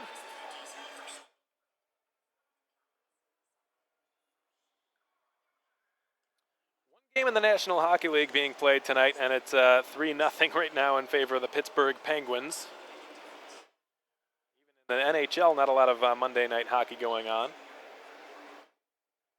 Patrick Hornquist, Carl Hagelin, and Kuhnackel with goals tonight for Pittsburgh. So they go up 3-0 heading into period 3 in the same spot the Wildcats are in heading into period 3, about 6 minutes remaining. Couple of games last night, the Wildcats arrived in Topeka a little bit past 9 o'clock, so they weren't able to catch any of the NHL action that was going on. We know there's a lot of Wildcats fans who are also Stars fans, being from the area. Speaking of which, now seeing Jeff Baum's father, Jeff Baum Sr. over there wearing his Jeff Baum jersey and the Stars sweater. Big-time Stars fan as well. Works near the Dallas or the suburban Dallas area. They lost their game last night. A David Backus overtime goal, which won the game for the St. Louis Blues to tie the series up 1 game apiece. 4-3 the final score at the American Airlines Center. An overtime winning goal for Backus last night. Towards the afternoon, I would say. At around 5 o'clock or so. So that series tied up at 1. The San Jose Sharks won a bit of a barn burner as well. The HP Pavilion out in the Bay Area. My buddy Nick Nolenberger, the Odessa Jackalopes broadcaster, I'm sure he's enjoying that series. The Sharks have done a really good job, surprised a lot of people in this postseason. They've not had a lot of success in the playoffs as of late, and look to be, at least for now, on the right path. And their big guns coming up big. Their best players have been their best players in this postseason. Joe Thornton, Joe Pavelski, and Logan Couture, each with goals in the win over the Nashville Predators last night to go up 2-0 in the series. Interesting fun fact about Joe Pavelski, captain of the San Jose Sharks. Actually owns a part of the Janesville Jets in the North American Hockey League, who were eliminated by the Minnesota Wilderness not long ago. That was a very close series, as we expected it to be. Ended in 4 games, though it probably should have gone 5. 3 games in that series went to overtime. And the Lone Star Brahmas Topeka RoadRunners series also many people believed would go 5. But when you win overtime games in the playoffs, it really, for the team that loses, it demoralizes them a little bit. It's so heartbreaking to lose an overtime game in the postseason, and the Topeka RoadRunners took 2 very important wins against the Brahmas. One at the NITEC Center. I'd say that win was even more important than the Game 4 win, because it completely turned the series around. Early on, after Game 1, it looked like the Brahmas were in the driver's seat, and the RoadRunners came back in Game 2, won in overtime. Goal scored by Quinn Preston to give the RoadRunners the 1-1 series tie, headed back to Topeka. And doing that, you score an overtime winner on the road and give your team home ice advantage, tie the series up. That just really fires the team up, and the RoadRunners rode that momentum to 2 straight victories right here at the Landon Arena. And that is why, folks, games 1 and 2 were so important at K. Yeager Coliseum, not just because they might have been the last 2 home games that will be played in that building until September, or perhaps October, but they served an exceptionally important purpose in putting the RoadRunners on their heels. If they would have won Game 2, like it looked like they were going to early in the third period after going up 4-2, if they would have held on to that lead and rode it into a win on Saturday night, well, this game could be different. I'm not a big believer in gaining momentum mid-series and having it transfer game to game. But in a situation like that, when you tie the series up and completely turn it on its head and turn the tables, put the pressure on the other team, can make a huge difference. And though the Wildcats did not play their best game on Saturday night by any means, they found a way to win, and that's what good teams do. 3 unanswered goals in the third period after going down 4-2 to not only tie, but win the game without even having to go to overtime. That's pretty special. And there's certainly something special about this group, and they know it. They're getting ready to head back on the ice and await the Topeka RoadRunners for the start of period 3. 2 minutes remain, 1-1 the score, 17-14 the shots in favor of Topeka. And that shot total makes it look even more lopsided than this game has been because it has been so close. Chances have been of even quantity and quality for the most part through the first 40 minutes of this game. We'll see what the third period has in store for us when we come back. Stay tuned, we'll be right back.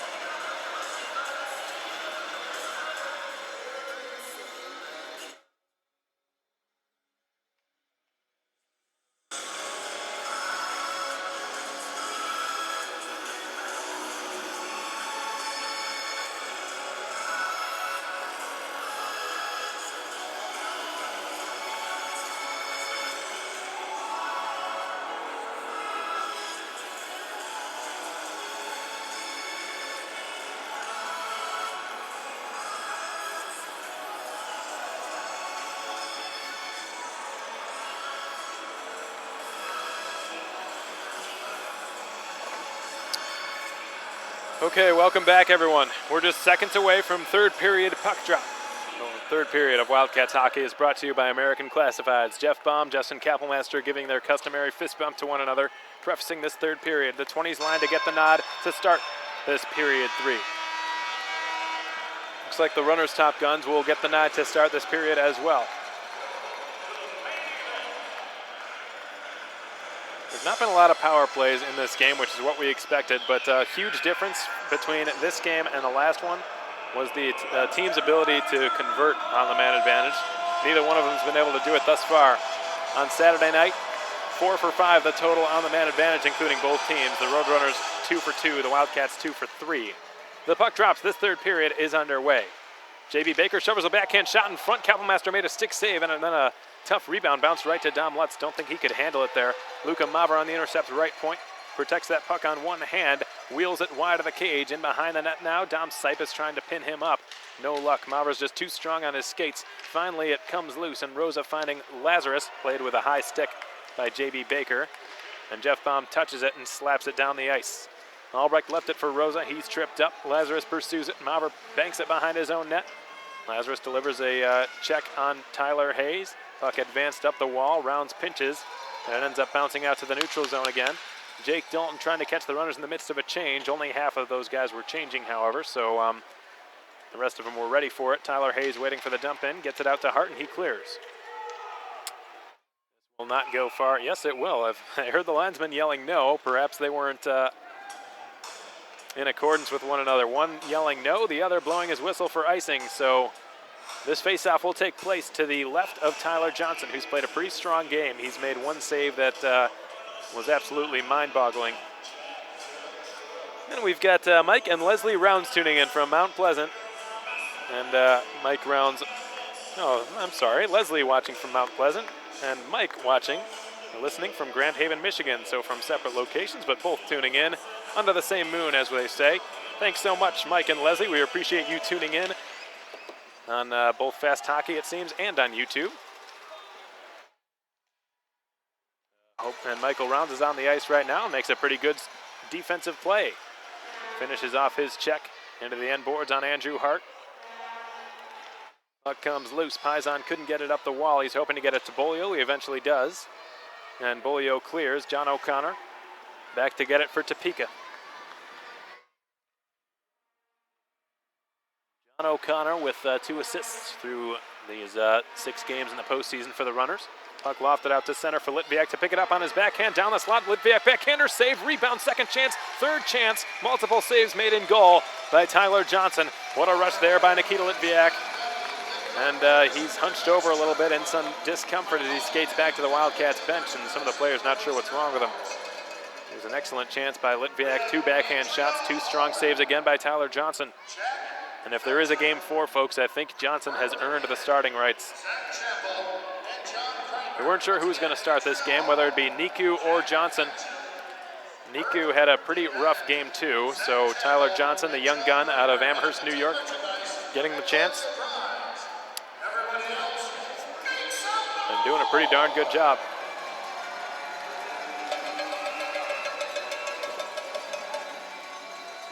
Faceoff will be to his left. Eric Yeager to take the draw against Bowery. He wins it. Albrecht couldn't get a clean shot away. Albrecht is on the ice now in Litviak's stead, so he must be in some serious pain down there. I think Brian Deathridge, the Wildcats trainer, tending to him right now. Albrecht clears it down the ice. This will go on goal, so no icing against Wichita Falls. Ryan O'Connor with 18 to go in period 3. Gets it out to center off the skate of Max Harper. Michael Rounds gave it the width of the ice. Garrett Van Wy is there near the runner's bench. Lost possession. Good stick lift there by Bowery, and he got Brian Burnett to fall down. Now the puck's given across the ice for Walker, who turned it in front for Harper, who one-timed it wide. I think it was bouncing at him. And now Burnett finds a Goodsir near the Cats bench. Puck hobbles back into the Wichita Falls end. Bomb to center. Burnett chipped it past the opposing blue line. Brennan slams it off the backboard. Seth Cameras wheels it ahead, trying to get it out. Marcus Russell failed to clear it. Baum keeps it. Albrecht centers it, and it was poked away from Lazarus at the last moment.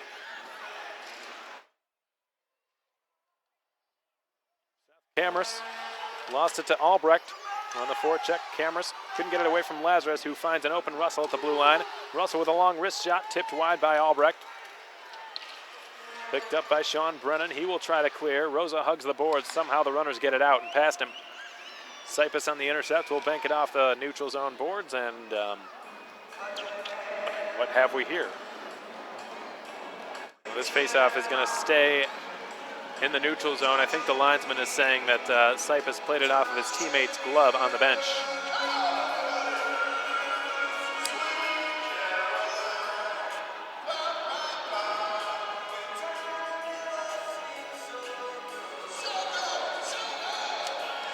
The faceoff will take place in front of the Wildcats bench, right outside of their zone. Poikla with a clean win. Gilraith ahead for Bolio. Chips it past John O'Connor. Now it's Luca Maver. Maver spins away from Poikla, gets him to go down as well. Let's chops it high into the air. Gilraith will pick it up. It just nearly went into the Cats bench, but it did not. John O'Connor on the Topeka net stops and sends it in the direction of Tyler Hayes. Hayes will clear it off the glass. This one goes all the way down. Far enough for icing? No. Rourke Russell catches up to it and falls down. In that instance, Rourke Russell's speed was his adversary. And now Gilraith got it the width. Bounced away from Bolio. Too far of a pass, and an icing call this time is the result. 16:15 to go in period 3. We've been without a goal since the 12-minute mark of period 1. But a deja vu from game 1 going on right now. Remember how long that game was tied up at 1-1 for, all the way up until late in the 3rd period, off a very fluky goal scored by Johnny Lazarus.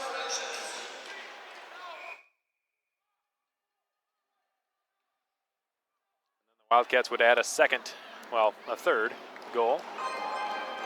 Would double their lead to 3-1, and ultimately that would be the final score of game 1. And the line who was responsible for that 3rd goal is back out there and in good shape. It looks like Litviak is back, and he is okay, so that's a good sign. The runners win the offensive zone draw, however, as Ryan O'Connor's long shot blocked by the maze of bodies. Picked up by Tavernier. He centers well behind Quinn Preston, the intended target. Now it's Trent Dillinger, the former Amarillo Bull, dumps it past a couple of runners. Litviak first to it, Rounds rather, and he's knocked off of it. Yeager put it to the side. Litviak had it swept free by Sammy Tavernier on a good back check. Good pass by Eric Yeager, but perhaps one pass too many. I don't think Litviak was suspecting that. Rounds is back. Goes around the wall with it. Litviak, he clears. Dalton over the red line. Yeager dumps it in. Brennan's going to beat Yeager out to the puck. Litviak intercepts it. Yeager along the half boards, gave it to the goal line for Burnett, tries a wraparound on the backhand save, rebound, stopped again by Johnson. Puck sent ahead, not out, kept in. Sipus across, Burnett holds, he shoots, glove save Johnson.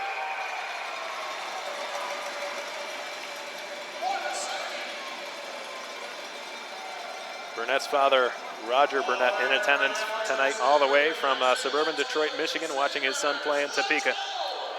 Hoping his son can end a very long goalless drought. Came close there, but a good glove save was made by Johnson.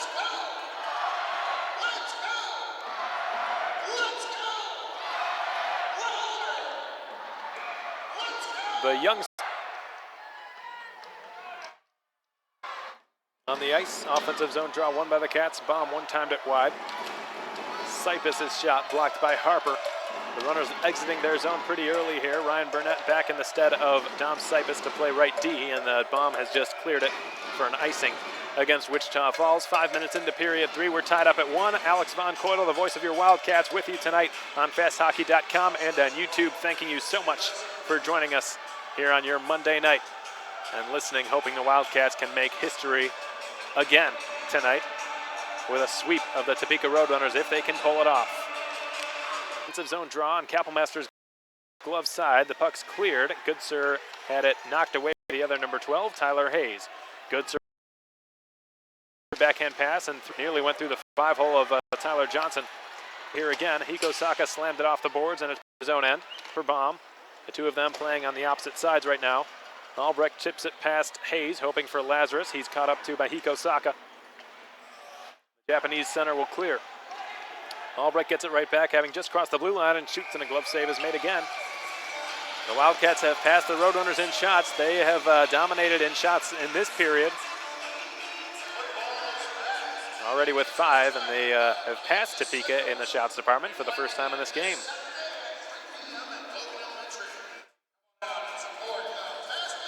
Now it's 20-18 in favor of Wichita Falls in the shots on goals, but the score has remained the same since 12:58 mark of period 1. That Austin Bolio snipe from the right circle. He had a very similar looking goal in Odessa in game 3. He had 2 goals that night.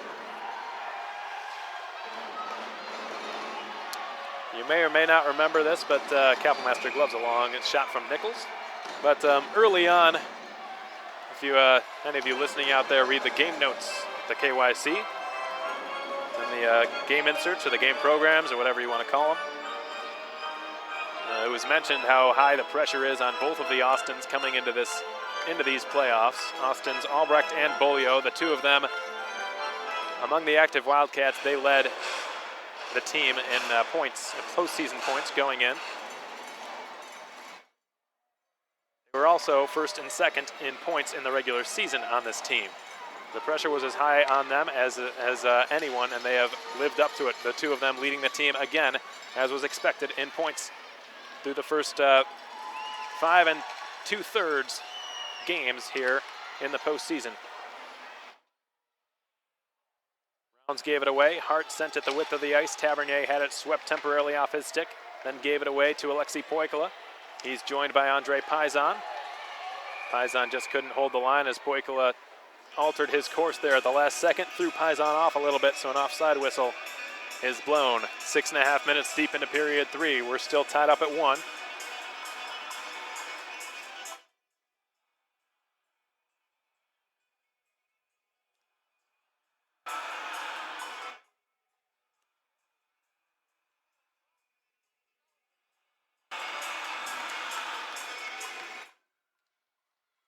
Zone draw on the RoadRunners side of the ice. It's won by the Cats. Dillinger couldn't slither it by Tyler Hayes. He is watching like a hawk at all times, it looks like. Tyler Hayes leading all defensemen on this RoadRunner team in postseason scoring. Led them in the regular season as well. Smooth skating right-handed defenseman. Luka Maver takes Baum down. Couldn't filter it through Sipus. Then he centered, went off of Sipus' skate. Litviak played a pass ahead, hoping for a fresh Rourke-Russell off a line change, and it was intercepted well by John O'Connor. Here comes Baker on the counter, shoots, pad save. Kappelmaster with a good kick of the right leg there as Litviak guns down the loose puck behind the RoadRunners goal line. Goodsir met by Hayes. Number 12 in white, number 12 in black, and the one in white won the puck.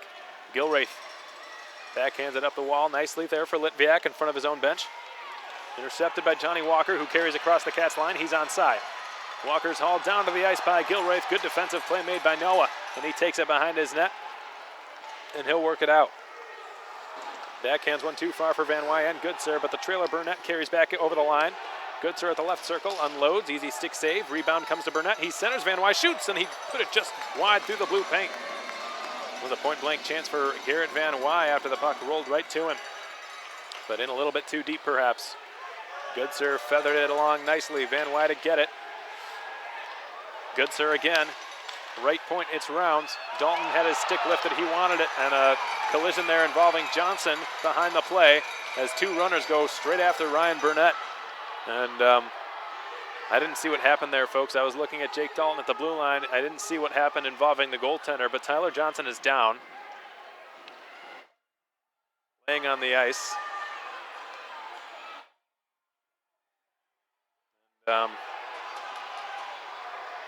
The Topeka trainer is out there now, making sure he's okay. And the last time he was in Wichita Falls, he could have given him an Oscar for his theatrical performance, selling a penalty. I didn't see it here, so I'm not going to make a comment as to whether I think it was a dive or not. The trainer is stretching him out right now, and the referee, Kranischuk, and one of the linesmen as well, convening with Topeka's captain, Dom Lutz.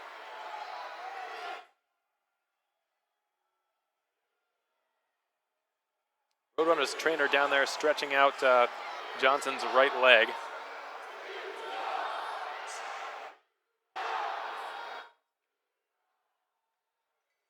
When I glanced over, all I saw was Ryan Burnett and Adam Goodsir near Johnson. I saw Johnson already down. I didn't see the collision leading up to it.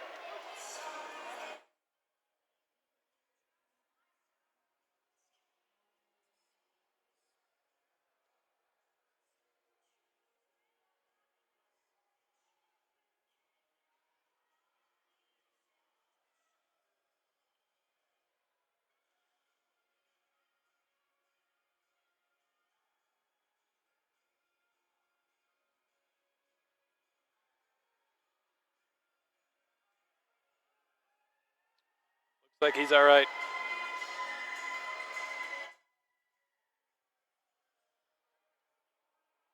Cameras is down there with him now with his goaltender. And Josh Cameras, his older brother, wants an explanation. He looks pretty animated over there on the bench. In the meantime, John LaFontaine and Josh Nelson remaining focused with their boys. Doesn't look like anything is going to come of this. Both penalty boxes are empty right now. Fans really getting into it here. You know, we've got fans of our own back home listening, and to each of you, thank you very much. We appreciate it.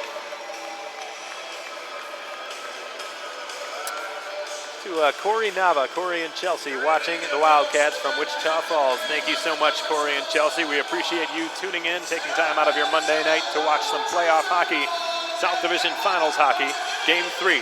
An unfamiliar position for the Wildcats. They have the opportunity to sweep their rivals of 12 years, the Topeka RoadRunners, here away from their home rink. Play goes on. Johnson is okay. He returns to his net.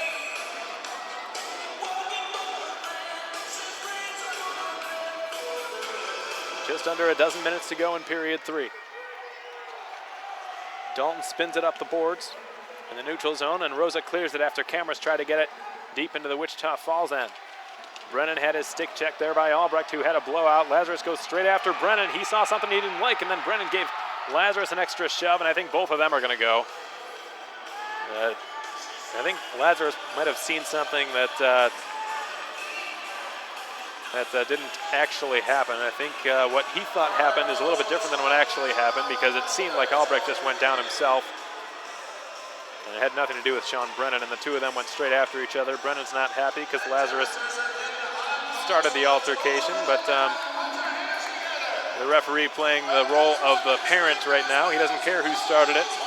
Both players are going to have a seat.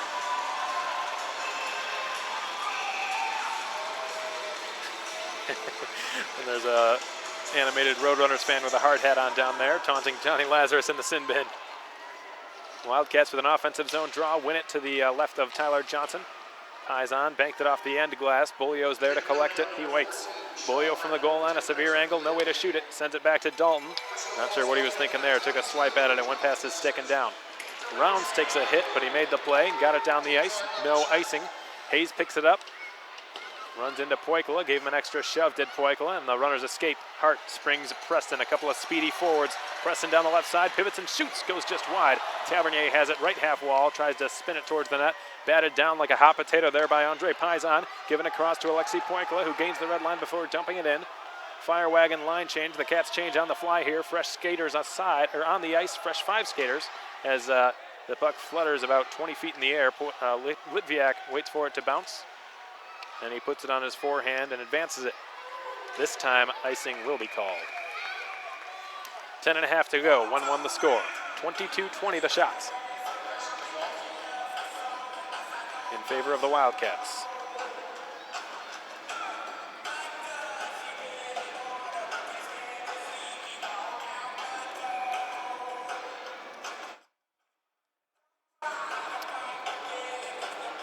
Haven't had a goal in nearly 40 minutes of play. The faceoff will take place on Kapellmaster's left. Won cleanly by Yeager, the veteran center. Bomb to the veteran defenseman, failed to clear it, kept in left point. Johnson, or O'Connor looks for a shooting lane, he found one, and Kapellmaster sprung out from his left to his right and made a pretty tough save. Surrendered no rebound, more importantly.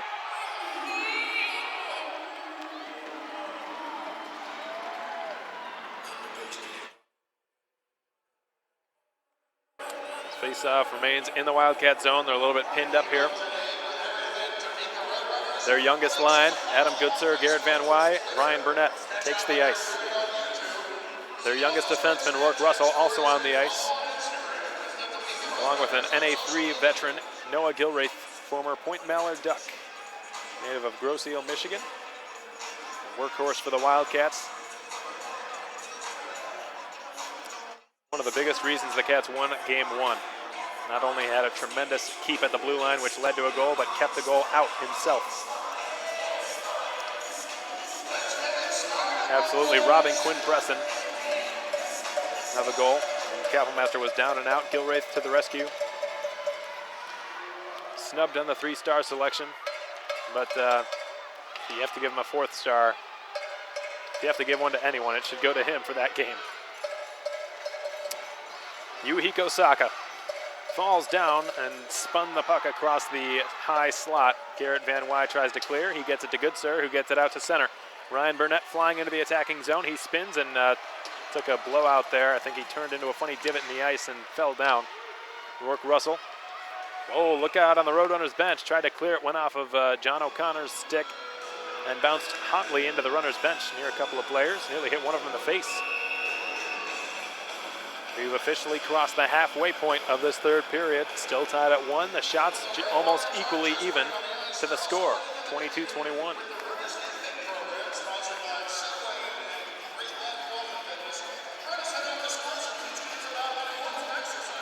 Poikala wins the faceoff. Dalton gets it to Rounds at the red line. He gets it just over the Roadrunners blue line. Nichols and Ryan O'Connor are back. Nichols ends up with it. He spins away from the forecheck of Andre Paisan. Now Bolio has to backpedal into the neutral zone in front of the runner's bench. He gets it deep. We've seen so much more dumping and chasing in this game than we have in the first two. It's like night and day. Icing against Topeka. Marshall Bowery with the only Roadrunner goal, both of whom are on the ice to take this face-off, and it's an important one. There's a time to capitalize in this game. You would think it would be after the opposing team ices the puck. You've got to think these guys are a little bit winded, even though they may not be showing it all that much. Playing 3 hockey games in 4 nights, including travel, never easy. If the team ices the puck, put fresh bodies out there, try to pin them down, try to get some systems to wear them down to the point where they can barely score.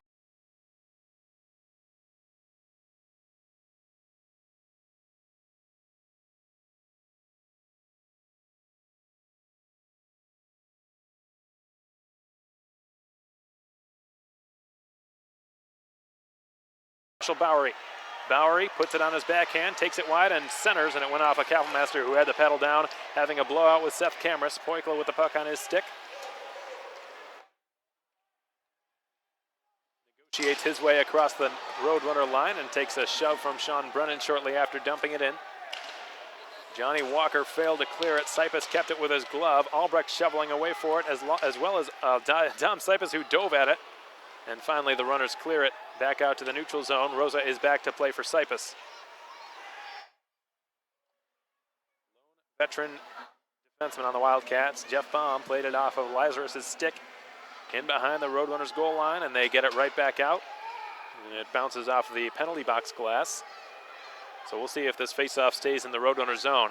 8:05 to go in period 3. This game is all tied up at 1, all tied up in shots at 22. I think these teams are evenly matched.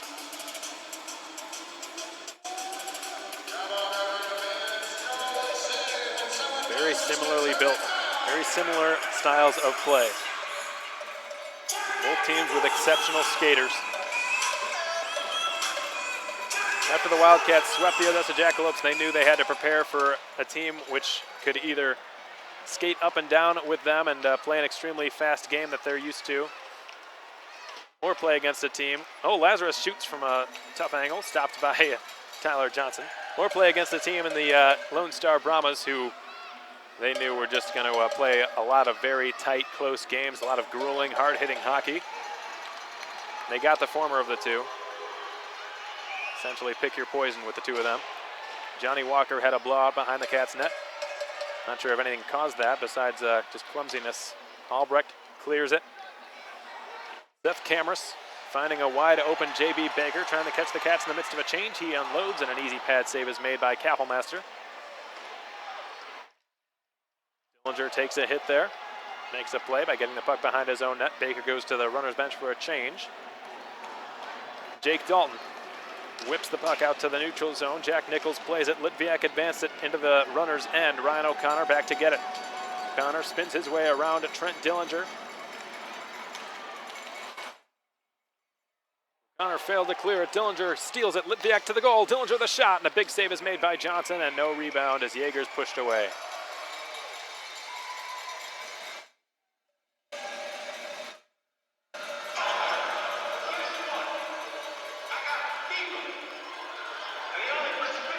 I know a lot of you tuning in back home have probably been on the edge of your seats this entire game, so thank you for staying with us through the slight internet snafu on YouTube. We appreciate you sticking with us and supporting your Wildcats to whatever end here tonight. 6:50 to go in period 3. Alex Von Coitel with you as always. The voice of your Wildcats, bringing you game 3 of the South Division Finals. And it's been as we expected it to be, tied through the first 54 minutes rather. And looks like we're going to our third period media timeout, so stay with us.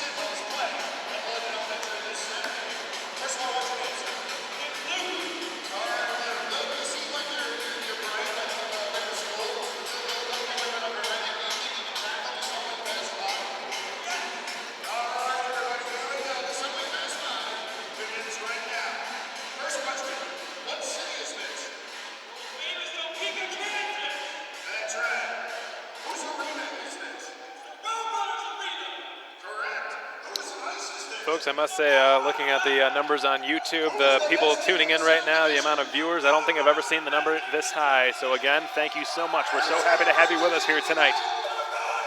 And the players are too, believe me. Adam Goodsir and his line. About to take this face off. It will take place on the left of Tyler Johnson. He has been a rockin' goal all game. So has the guy on the right side of your screen in a few seconds, Justin Kapellmeister. Both goaltenders, 22 of a possible 23 saves. Goodsir versus Mauver. A lot of hype between the two of them. Goodsir 6'2", Mauver 6'3", the latter of whom won the draw. Goes behind the runner's net. Sean Brennan falling down, cleared it down the ice. No icing here as Sipus had a chance to play the puck.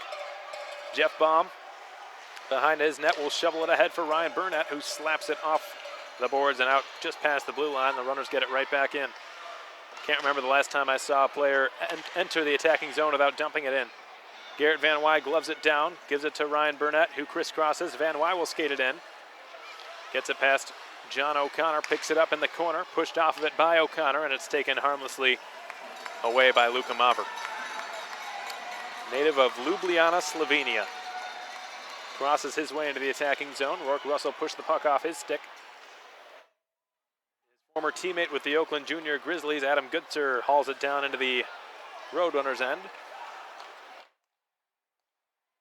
Here's Tyler Hayes at the red line, slithers his way across the Cats line on the right wing half boards. Put it off the back glass. Bulio's there waiting for it far corner. Tries to hoist it out.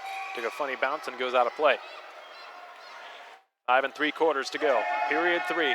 South Division Finals, Game 3. The Cats can eliminate the Topeka RoadRunners with a win tonight. The RoadRunners can prolong this series to a Game 4.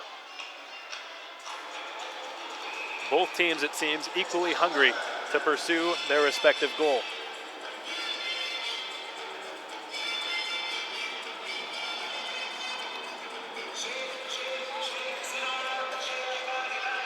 You're looking at Alexei Poiko, the Finnish center.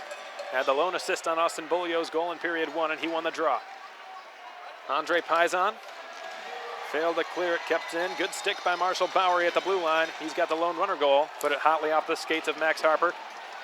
Cats able to clear it as a result. Ryan O'Connor throws it the width of the ice. It is Jack Nichols. Had the first goal in Game 2. Shoots from 100 feet out. Kapelmaster with a routine glove save. Gilraith showed some poise, got it out of his own zone from behind his net. Right back there again. Rourke Russell finding an open Austin Albrecht off the skate of Johnny Lazarus.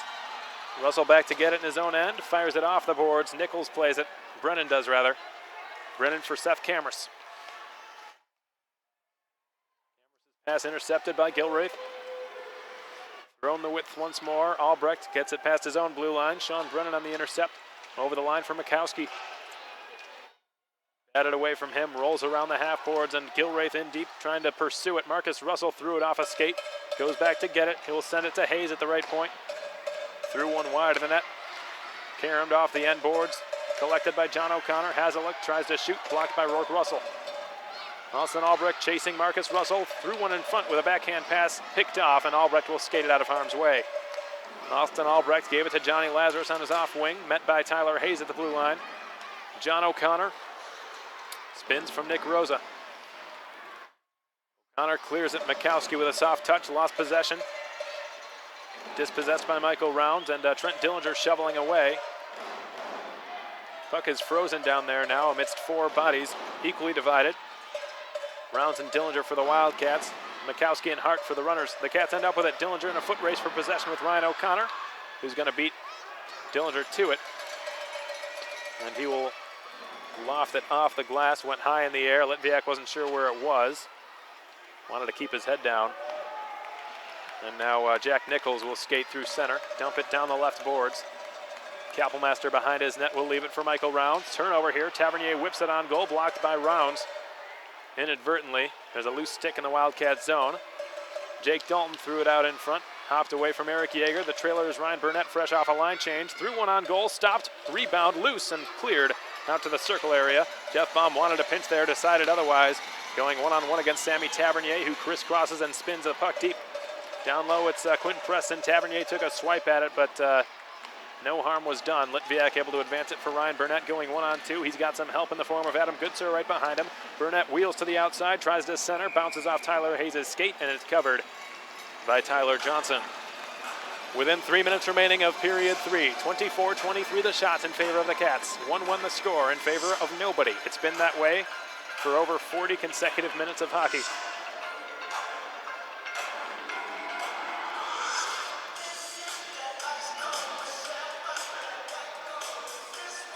This face-off will take place to Johnson's left. We've seen a lot of offensive zone draws tasked to Adam Goodser. The Wildcats' leading goal scorer of the regular season. The rookie of the year, by the way, wins the draw. Jeff Baum from there. He shot one just wide. Out the right post. Johnny Walker failed to clear it. Sipus kept it. Van Wy gets it deep. J.B. Baker, not Johnny Walker. He couldn't clear. Ryan Burnett with a good stick, and the puck rolls just over the blue line. Cypus will wheel it back in. 2:30 to go. Tyler Hayes looks to make an outlet pass. Throws one to nobody in particular. Rourke Russell intercepts it. Whips it down the length of the ice, and it will be icing against the Wildcats' youngest defenseman. And Austin Beaulieu took a nasty slash on Tyler Hayes, who went into the corner boards. And a couple of runners didn't like what they saw from the veteran Wildcat, the Alabama Huntsville commit, but no penalties will come of this. I don't think the referee will dare blow his whistle in a situation like this. A 1-1 hockey game, late in period 3, an elimination game for one team. Don't expect any more power plays tonight, barring something highly illegal.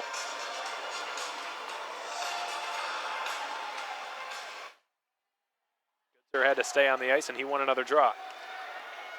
Van Wy picks up the puck, couldn't jostle it past Ryan O'Connor, who hip checked him. Van Wy using his speed, tried to center, went off the stick of Sammy Tavernier. Tavernier ahead now for Hart. Poikla will gain the red line, and he will dump it. Van Wy able to complete a line change, a much needed one. Beaulieu centers, trying to get it to Poikla. Paisan is there in the far circle. We'll wrap it back around the end boards. The Wildcats deep in the Roadrunner zone here, trying to get something going as Russell unloads. Hit the side of the net. Nearly went in. Paisan in behind. Hoping to get it to Alexi Poikla. Went too far for him. Tyler Hayes trying to clear. Hart's pinned up along the half wall. Poikla working against Ryan O'Connor in a scrum for possession. A 2-on-2 scrum as Paisan ends up with it. Lost it. Gets it back. Takes a bit of a high stick there from Quinn Preston. No penalty upcoming. Paisan falls down. Preston able to clear. The runners exchange 5 fresh skaters onto the ice. Gilraith with a lengthy pass, redirected into the zone by Rourke Russell. He's got to stay back. Tyler Hayes on his backhand. He was the only one unable to change, it looks like. He will stick handle his way into the slot. He's tripped up. Fans wanting a penalty, none coming. Again, don't expect 1-2. Here's John O'Connor. Tipped into the Wildcat zone by Max Harper. 1 minute to go in period 3. The score tied up at 1 goal apiece. Good backhand pass to the left wing side. It's Austin Albrecht with Rosa breaking on goal. Albrecht's shot sticked aside by Tyler Hayes and out of play. The last minute of play is brought to you by La Quinta Inn & Suites, the official host hotel of your Wichita Falls Wildcats. A hotel that the Cats hope will not have to be used another time this season. Remember, fans, if the Wildcats win tonight, might be a little bit of a bittersweet feeling for some of you. Sure, you'll be overcome with joy, obviously, but if they win tonight, it means that there will not be another KYC game played until next season. Lazarus picks it up, tries to turn it towards the front of the net. Rosa spins one towards the goal, and it ricocheted wide off of the skate of Sean Brennan. Rounds down the boards. Albrecht's there waiting for it. Off his skate, picks it up to his stick, looks to throw it in front. Rosa is there, jabbing away for it. Maver gets it out to Albrecht. He turns it, and it was blocked by Maver again. Diving poke check made by Lutz. Now here's Rounds left point. Point-to-point pass. Jake Dalton is there. Backdoor play, trying to get it to Lazarus. Went off the stick of Lutz. The puck cleared just beyond the blue line and out to center. Michael Rounds is back. Quarter of a minute to go in period 3. The score tied at 1. Dalton with a long shot and a glove save by Johnson. 8 seconds to go. Albrecht forechecking. Maver ends up with it. Lutz is breaking down the other side. Maver won't be able to get it to him. Tries to shoot instead. Puck rolls loose on his backhand. Shovels one over the crossbar. And one last scare, if you're a Wildcats fan, comes to an end. Ladies and gentlemen, we are going to overtime. The first playoff overtime game that will be played by the Wildcats since April of 2011. Hope you're excited. We're going to have a full intermission. Looks like a slightly abbreviated intermission. Typically it's an 18-minute long one. This time it's just 15 minutes. This game is far from over, though 60 minutes are in the books. We do not have a winner. All those shots, all those chances, still no leader. 1-1 the score, 26-23 the shots. Looks like we've got a 15-minute intermission on our hands. In the meantime, we're going to step aside for a few minutes, take a short break. I know I need a breather. When we come back, we'll have an intermission report for you. I'll break down this game in as great a detail as I possibly can and give you some scores. Give you an update around the National Hockey League. No games being played in the North American Hockey League tonight. All that and more coming when we come back. Stay tuned.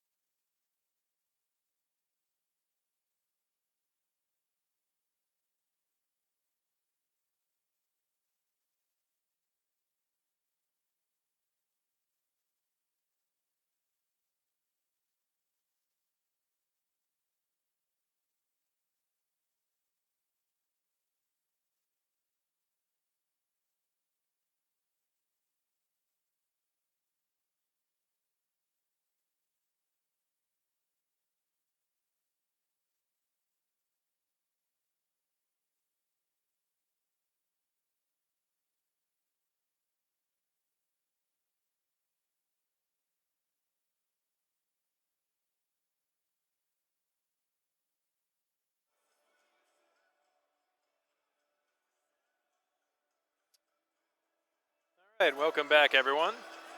Thanks for joining us again. We really appreciate it. This has been the definition of a good hockey game.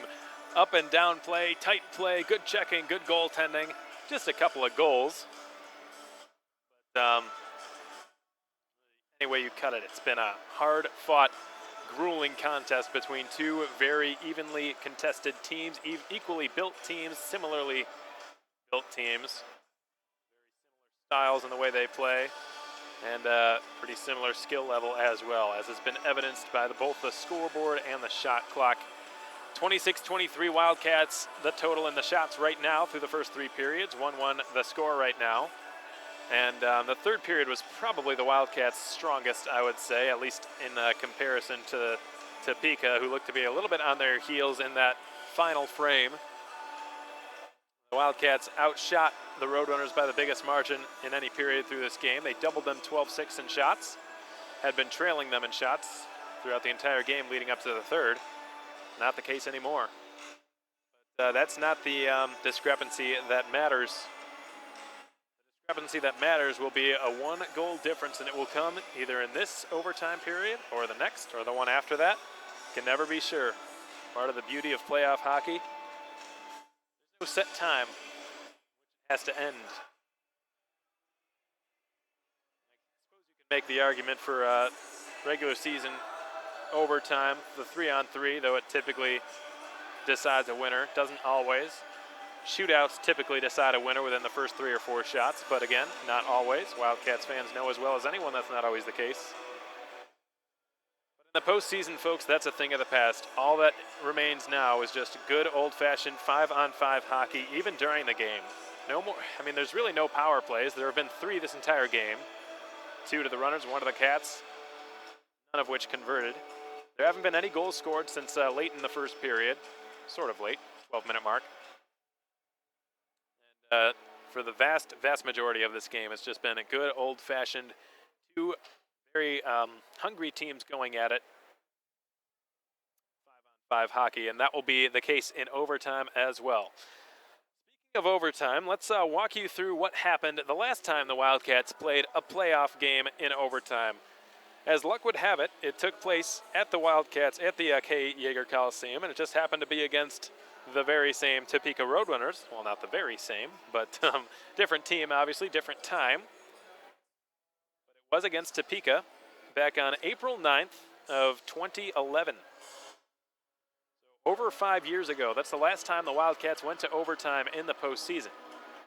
Let's walk you through what happened. For some of you out there listening, some diehard fans, I'm sure you might remember what happened. But I'll walk you through it. The scoring was open on a shorthanded goal early in period 1 by Nate Melam. Ryan White would add another one very late in period 1. So Topeka had a 2-0 lead. Heading into period 2.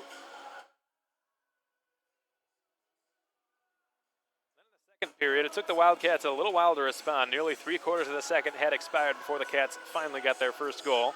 Mikhail Centurion scored on the power play set up by Chris Leone and Ryan Frost to cut the RoadRunners lead in half. And very much unlike this game, it looks like there were all kinds of power plays in that game. Topeka had 7, the Wildcats had 5. Not the case anymore. Only 3 total man advantages, and that was a very short intermission. The players already right back and out there standing ready to get back on the ice. Anyways, getting back to April 9th of 2011, Kyle Sharkey scored another power play goal for Topeka 15 minutes into period 3. Gave the Runners a 3-1 lead late in the game. Based on what I'm seeing here, it looked like people thought that game was probably over after Kyle Sharkey's goal because there were only 5 minutes left. Pretty tight scoring game the entire way, and then all of a sudden the Cats are down 2 goals. Luckily for them, Tanner Falstead came back just 2 minutes later, set up by Jason Mikaloon and Miha Stebby.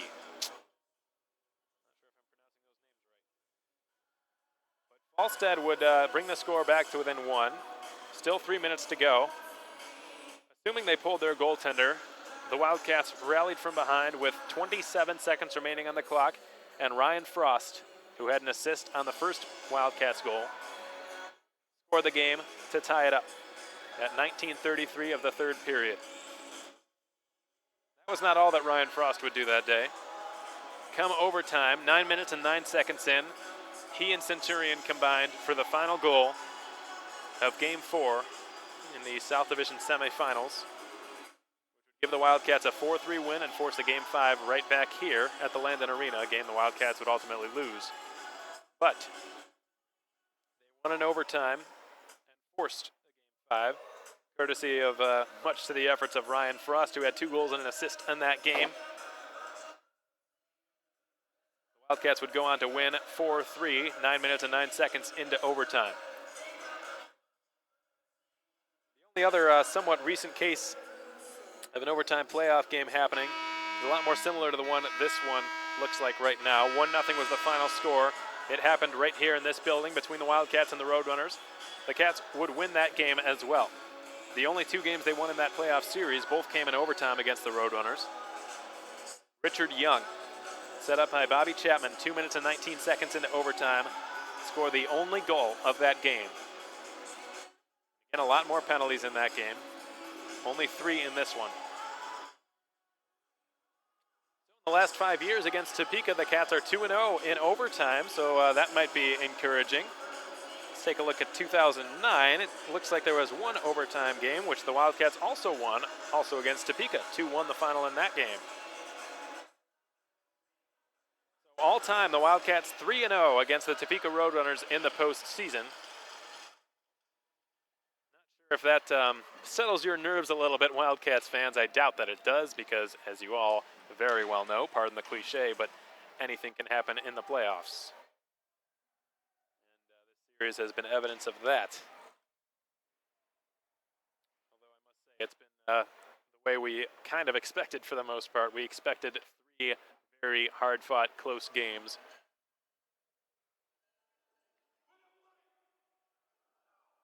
If you're watching on Fast Hockey, a scene from the famous 1995 hit from Mel Gibson, Braveheart, trying to get the fans inspired here at the Kansas Expo Center, the Landon Arena here in Tornado Alley, the capital of Kansas.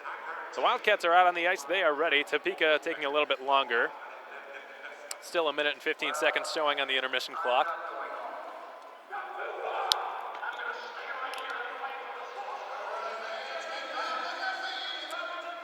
One of the players on the ice tonight will leave the ice a hero.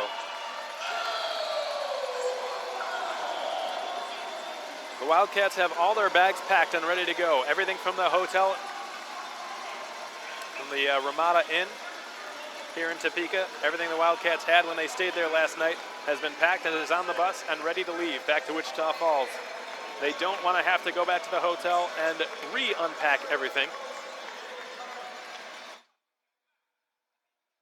That's the least of things motivating them right now.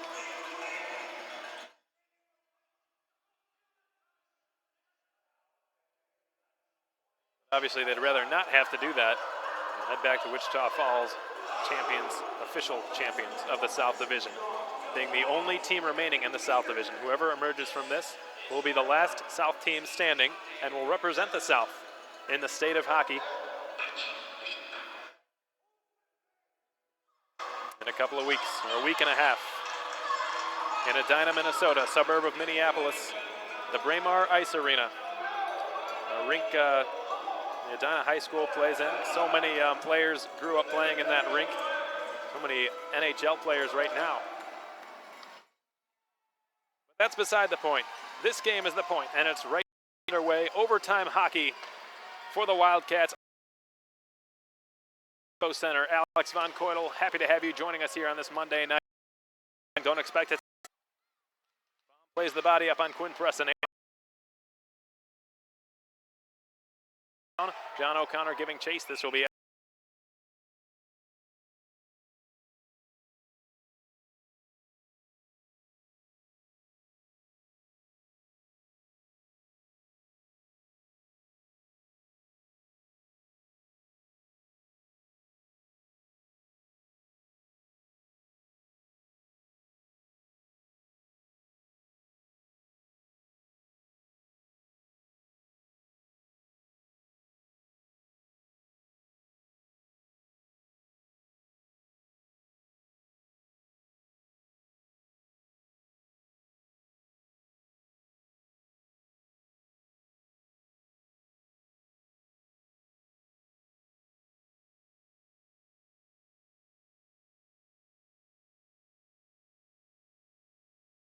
ultimately there by Maver.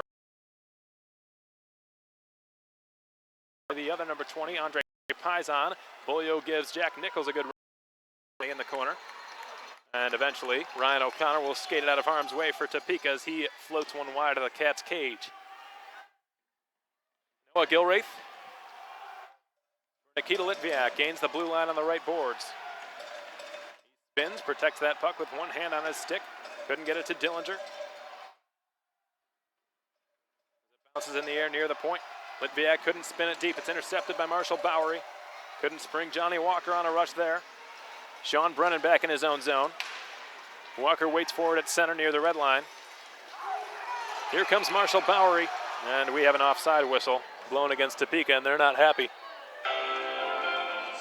The healthy scratches for the Topeka RoadRunners are over here on my left. I see their ex-captain Cam Strong, who is not able to play because, and he is, according to Dartmouth rules, he is no longer eligible because of his age.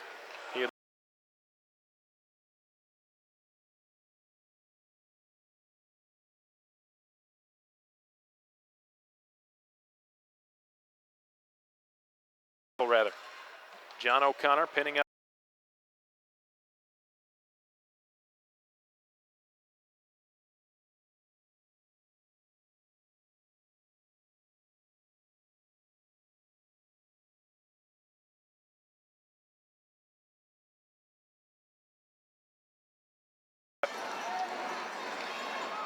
Got it to Tavernier. Tavernier tried to fill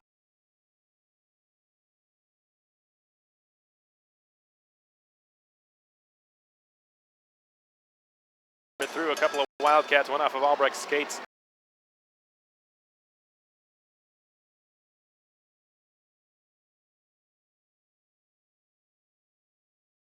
Nichols by Johnny Lazarus, and the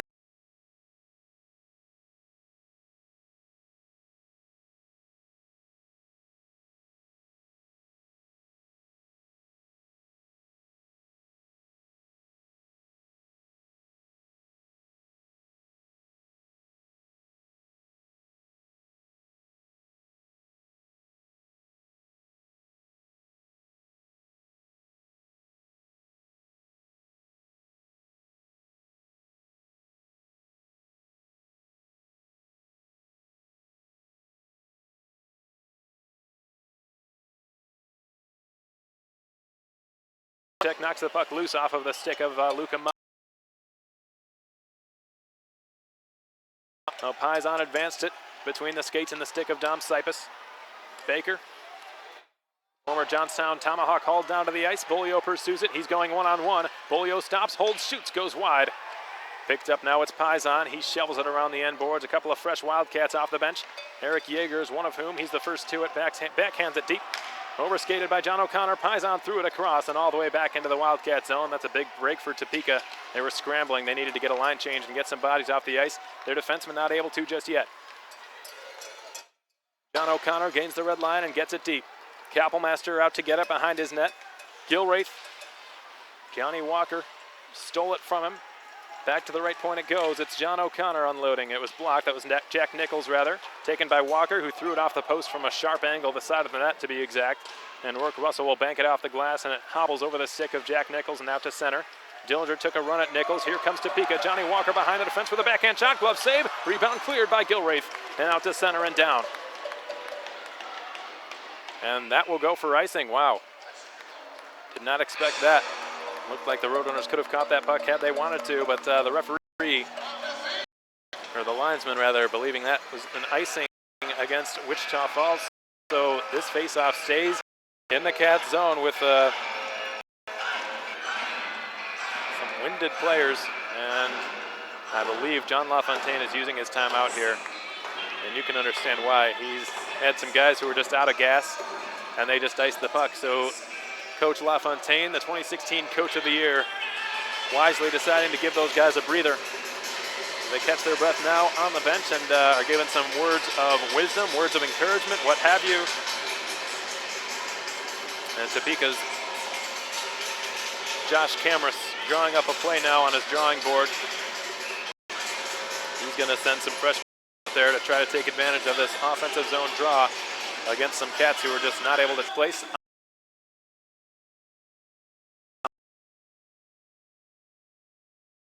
On the right side of Kapellmeister. Topeka sends out the Quinn Preston line. It might be taking place to the left.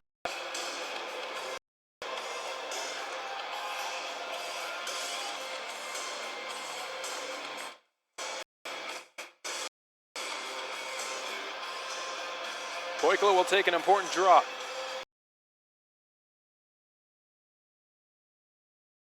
That's too far for the intended target, John.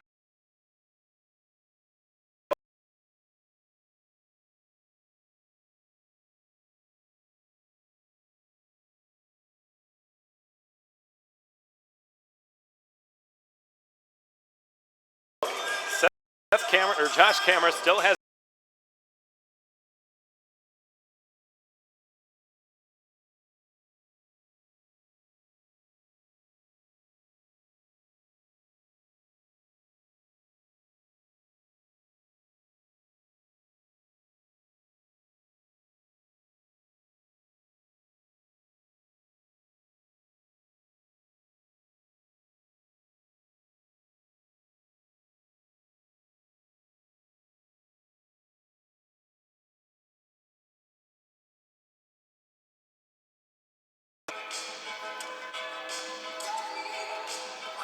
And look at what we have here.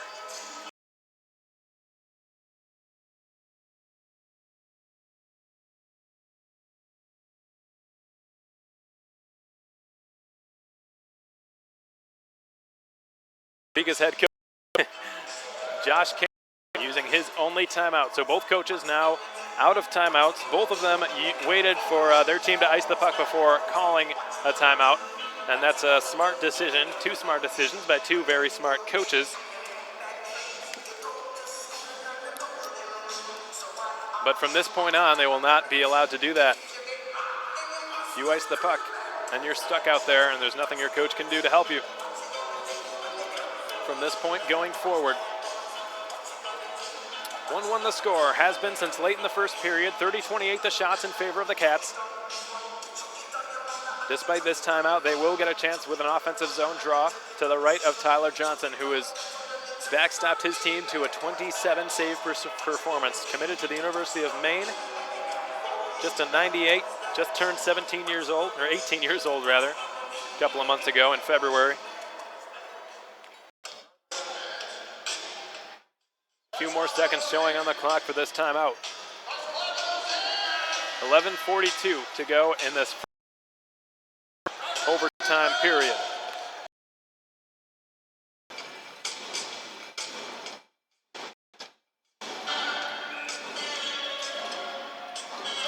Here we go. Goodser's line back out there to take another offensive draw. I think one of the linesmen wanted Goodser out. The other one says play on.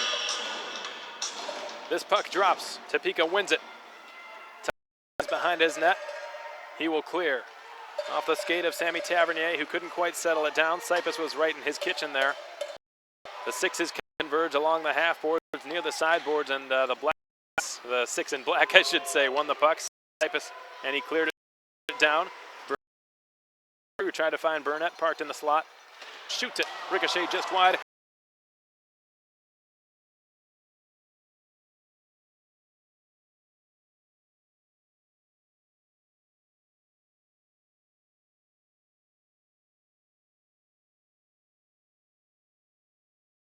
Just far enough. A good play made by Goodser as the Cats scramble to make a fire wagon line change.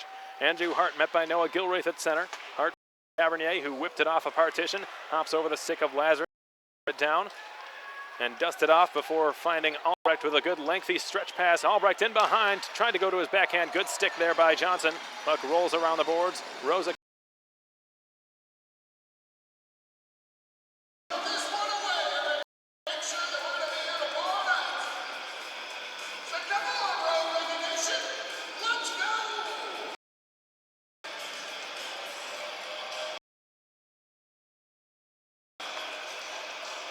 J.B. Baker, he slams on the brakes, holds on.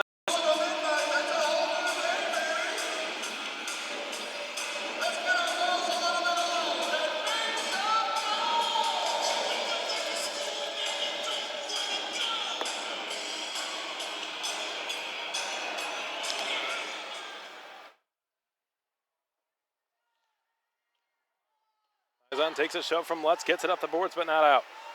Maver will float it wide into the corner.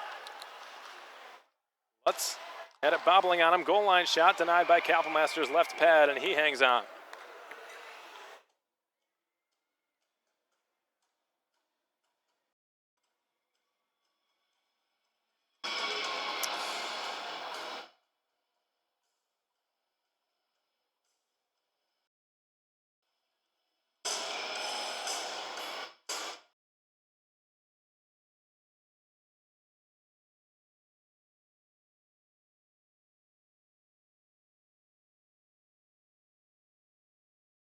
Drops it off for Paisan. His shot denied by John.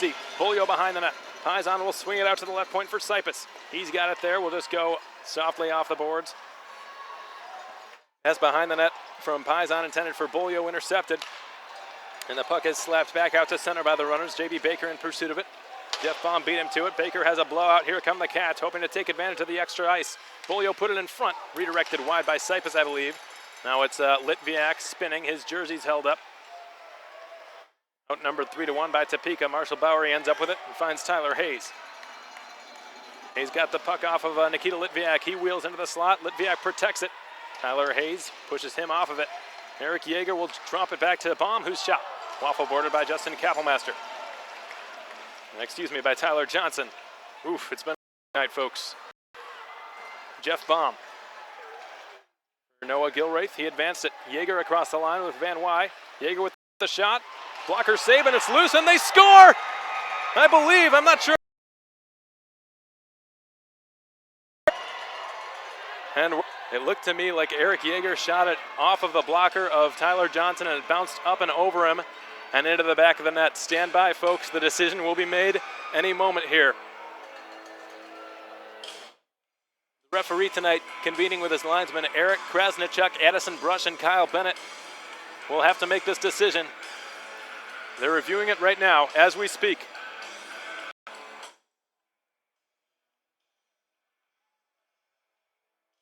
The red light turned on. You can just feel the nerves in this building right now, players and fans alike.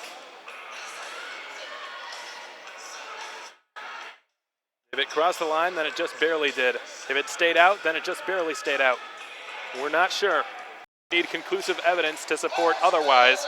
Not the case. If the ref, Krasnichuk, if he would have thought it was a goal, then it probably would have stood, because it didn't look like we had conclusive evidence either way. Anyways, this game will continue here.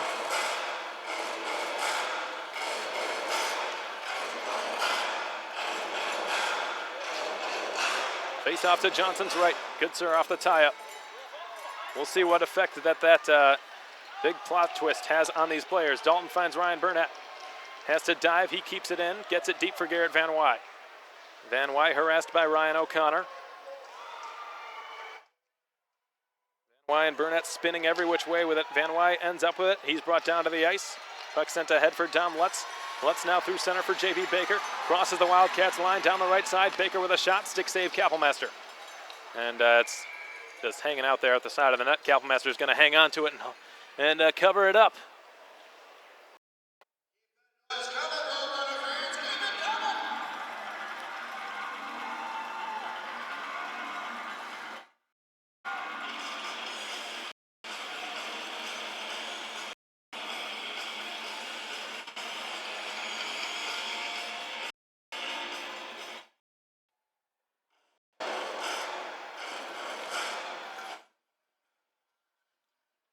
Cats win the faceoff. Nick Rosa.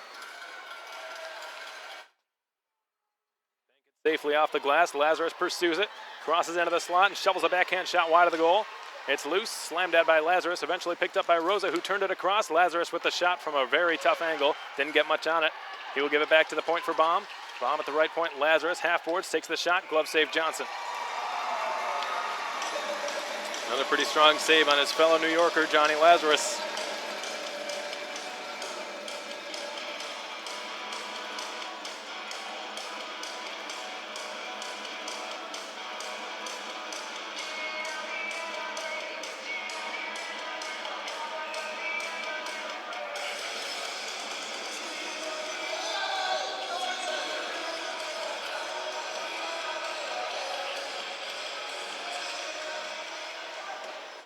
won the face-off against Poikila. Here comes Johnny Walker, flying down the right wing with a shot and a tough save made by Kappelmaster, but he did the job. Tyler Hayes had a blowout in front of the bench. We're going to probably see some more of that with a chippy ice. Long shot just goes wide out the left post. Kappelmaster very relieved after that. And the puck's just been cleared all the way down. This is rolling, and it goes the length for icing against the Cats. Unfortunate break there. The puck was rolling on edge. Had it been flat, it would not have rolled as far as it did.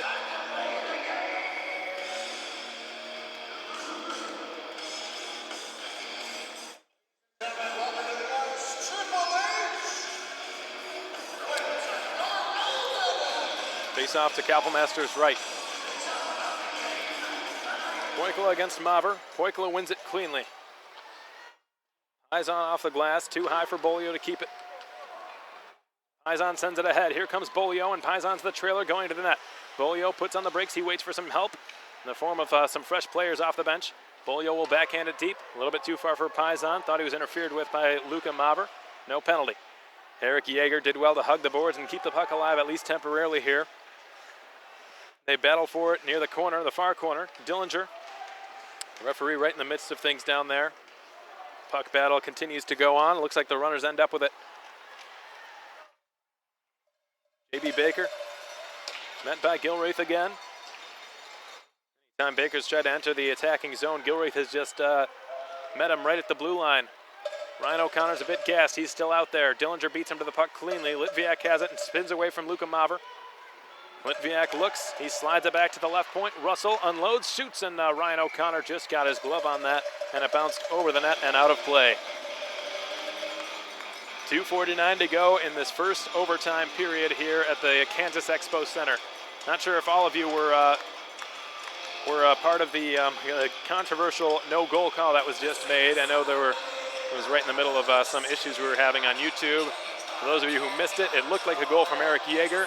He shot it up and off the blocker of Tyler Johnson. Pretty harmless looking enough shot.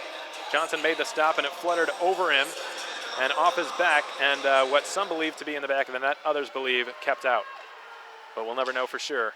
This game goes on. Remember that play. Garrett Van Wy gloved it down, trying to wheel to the outside near the circle. Batted away from him. Ryan Burnett takes a shove. Van Wy gets it off of Burnett's stick. He was down, and Brennan will try to rounds, keeps it left point, flies it deep. Van Wy's going to be first to it. Meets up with it. Couldn't get it to Ryan Burnett. Good stick by Sammy Tavernier.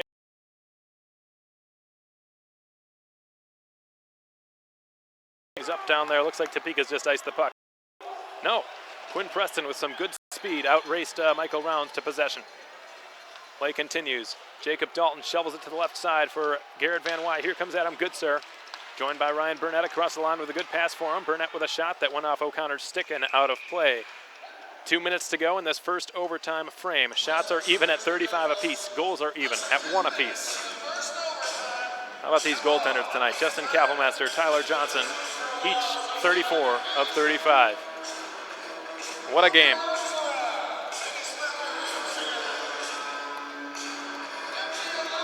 And it's not over yet. The 20s line to take an important offensive zone draw. With each face-off, the significance grows quite a bit. Every face-off from here on out will be the most important one of this game. Long pass from Albrecht intended for Baum at the point, intercepted by Harper. He skates it back into the attacking zone, fires one wide out the left post. Right post, rather, and Albrecht's pass intercepted by Harper again, playing some good two-way hockey. Sipus would have been on an offside. Lazarus was still down. Sipus waits, he was still caught offside. Lazarus took his time getting back into the neutral zone.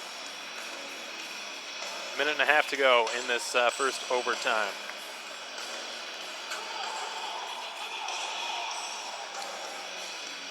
Fingers crossed, folks. I'm hoping for your sake that the stream on YouTube holds up. This has historically been a very tough building to run 2 streams just because the bandwidth here isn't very strong. We apologize again for the inconvenience. Thank you so much for your patience, and I know this is a game you don't want to miss any part of. We really appreciate you hanging around. Wish there was something I could do. Andre Paisan picks up the puck behind the Roadrunners net, circles with it, puts it to his backhand now. Ryan O'Connor harassing him every step of the way. And Poikila is held up. Should have been a clear interference or holding penalty. Would have been normally. Not in this case. Litviak on the intercept. Couldn't get it past J.B. Baker with a good stick. Litviak steals it right back. Stick handling through 5 Roadrunners, finally lost it. Luka Maver turned it over. Russell found Gilraith on the right side. Banked off the boards and out to center. Too far for Litviak. The runners will flop it back in. Hart pursuing Russell. Russell with a backhander. Up the boards, and Gilraith will shovel it ahead for Nikita Litviak. Had a good shift thus far. Gets it into the Topeka zone. Dillinger falls down. Quinn Preston ends up with it. Hooks a pass ahead on the saucer pass. Sammy Tavernier racing Gilraith. Sammy Tavernier centering. The puck bounces. Kapellmeister didn't know where it was. Hart has it now in the corner. Put it across. Good stick check on Sammy Tavernier. Unloading there from the point was Brennan. Kapellmeister punched it into the corner. 15 seconds to go in this first overtime period. Cameras down the boards. He's run into there by a couple of traffic. And in the form of Nikita Litviak, who's been out there a while. Tavernier dangling with it. Pivoting, holding it, shooting it. Glove save. Kapellmeister.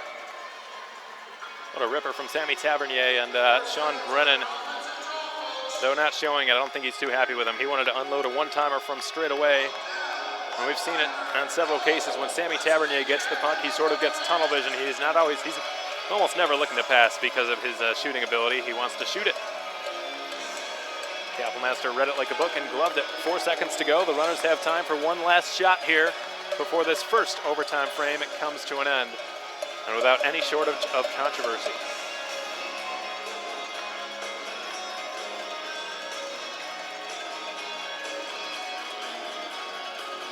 The oldest player on the ice, J.B. Baker, right off the face-off, won it, tried to shoot it on goal. It's loose down there. Kapellmeister hugging the post. He was down. The whistle blows. The first overtime period comes to an end, and we still don't have a winner. There have been 72 shots fired on goal in this game. Only 2 have found twine.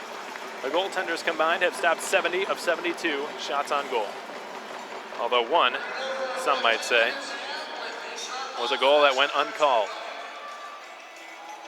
Make sure to get that in the highlight video for you, folks. Don't worry, you can be the judge. If you didn't see it and you're listening on YouTube and you didn't get to see it, you will get a chance to see it, I promise you. But unfortunately, from the angle, the only angle that we have, we have the luxury of using, it's not really conclusive either way, whether the puck crossed the goal line or not. So again, you can be the judge.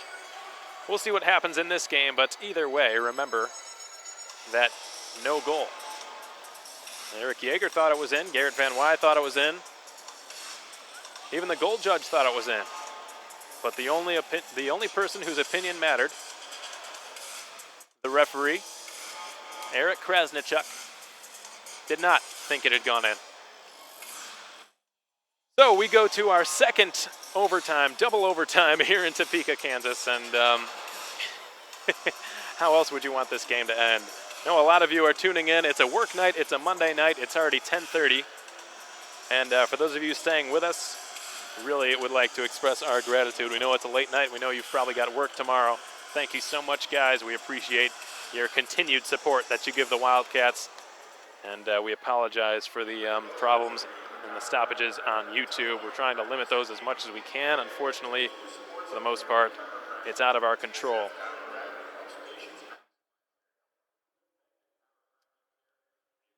We're going to take another short break. Again, I need a breather. And we'll be back in a few minutes to break down that overtime frame for you in greater detail. Go over some what we think the Wildcats need to do to come away with a win here tonight. And head back to Wichita Falls as the lone South Division representative heading to Edina, Minnesota for the Robertson Cup Semi-Finals. That is the goal. Can they reach it? We'll find out. Stay tuned, everyone. We'll be right back.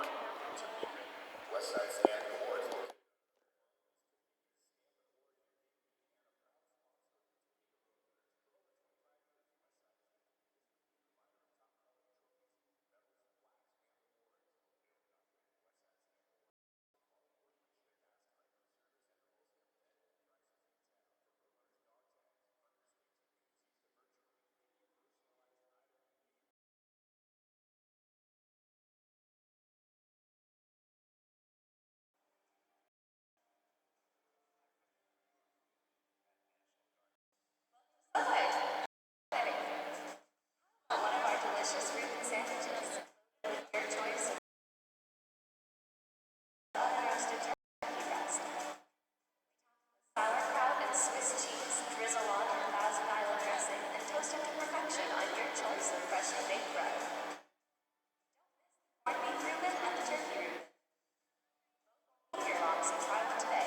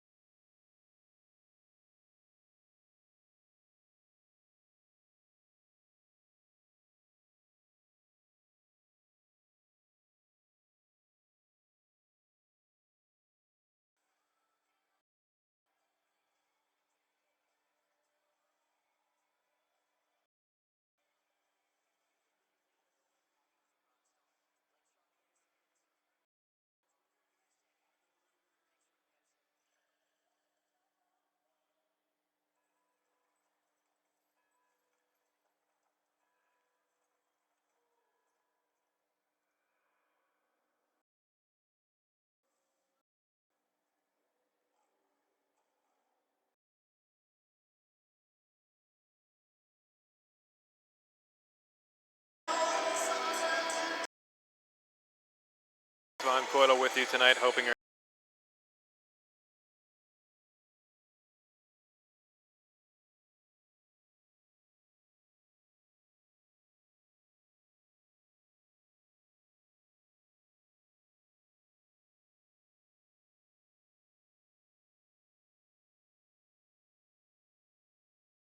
Monday night back home in Wichita Falls or wherever you may be. We're so thankful to have you with us here tonight, and this has been a game that the players are very appreciative you're tuning into, because it's been one heck of a battle any way you cut it, and that's a bit of an understatement. 1-1 the score through the first, we'll say 80 minutes of play. Kansas Expo Center. You'll excuse me for a second again. Looks like YouTube might be down again.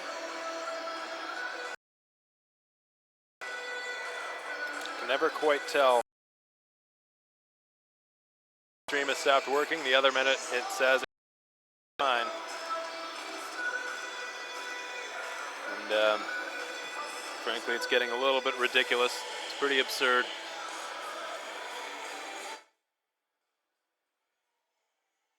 Anyways, for those of you fortunate enough to have fasthockey.com, we appreciate your support as well. Looks like 9 minutes remain until the second overtime will be played here at the Kansas Expo Center. And if you were joining us during the controversial non-goal call that happened, you know, joined by Garrett Van Wy on a rush to the net. Save, but he didn't control the rebound, and it caused everyone in this building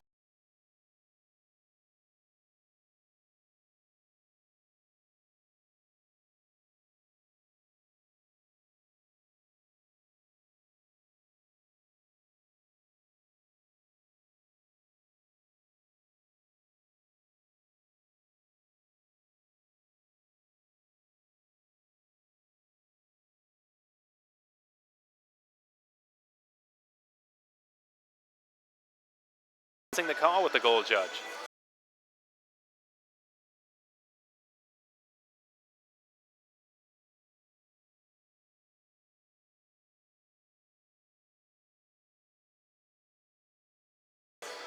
Now, the The only people he was talking to were the timekeepers, some of the off-ice officials in the penalty box, and his linesmen. That was it. So we may never know what actually happened, but regardless of what actually happened, this game is still going. And I'll ask you to bear with me for a second while I verify some history here. I'm not sure the longest game in Wildcats history. I'm not sure what it is. So bear with me. I'll look here, and I'll have some information for you in just a few minutes.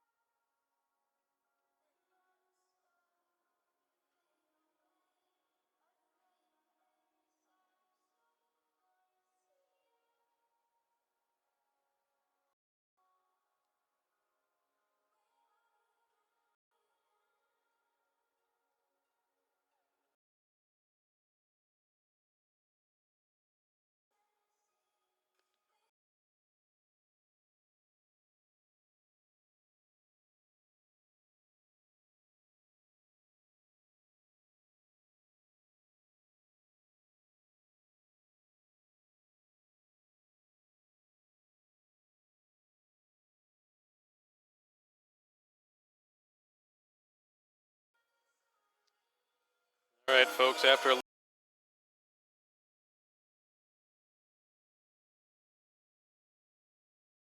I believe I've confirmed it here. Looks like the longest recorded game in Wildcats history was on the last time they went to overtime in the playoffs. And it was against the Topeka RoadRunners on home ice back on April 9th, 2011, a 4-3 overtime winner by Ryan Frost. The longest recorded game in Wildcats history. 9 minutes and 9 seconds into the first overtime. Which, of course, is nothing to scoff at, but this game makes that one look like a cakewalk. Never gone to double overtime before. This is their first time in this situation. And we're so thankful to have so many fans tuning in from back home with us on Fast Hockey and on YouTube. The players are already ready out there. Both times the Wildcats were out near the 5 minute remaining, or there were about 5 minutes remaining before the overtime period started. The runners are taking their time a little bit more. So again, although it came in a little bit of a different form than we might have expected, the Wildcats have already made history. Again, this is their longest game in the history of their franchise. 80 minutes, not enough to determine a winner between these two proud teams.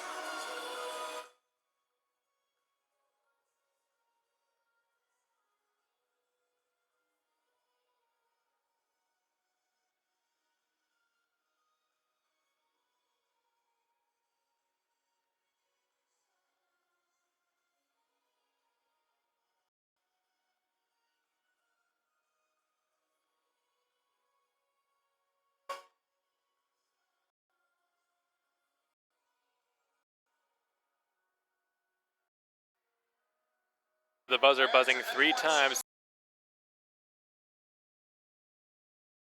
3 minutes remaining until the next period, and in this case, period 5 of this game.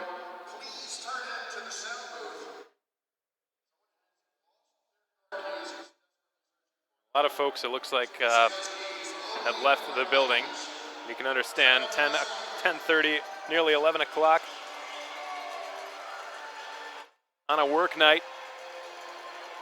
Got to be difficult, but those loyal few staying around supporting their team. I see a Wildcats flag over there in section 114. That's got to be great to see if you're a Wildcats fan.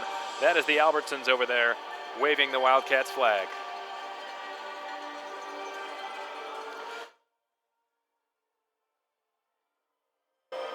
Who will score the game-winning goal and be the hero?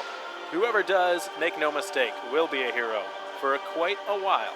It'll last, the glory will last for quite some time, whoever scores the game winner of this game. Will it be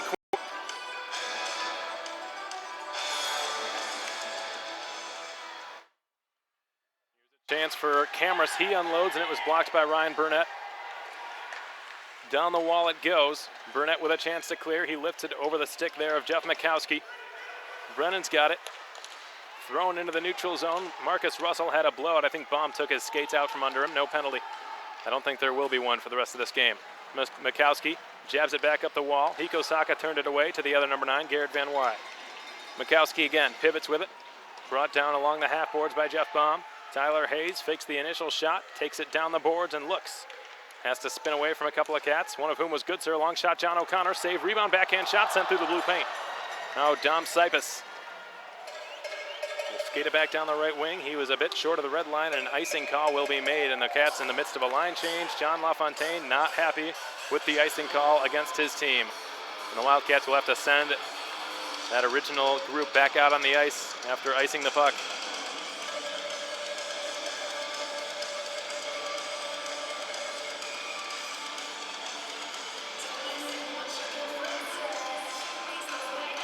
Okay, 5 skaters on the ice for the Wildcats. Adam Goodsir with a very important. Nichols right point unloads. Skitters wide after redirected off of Goodsir's hand. Let's go Burnett. It's deep behind the Cats net and eventually pushed away from Maver. Dalton on his offside took a big looking hit there from Luka Maver. He's okay. No.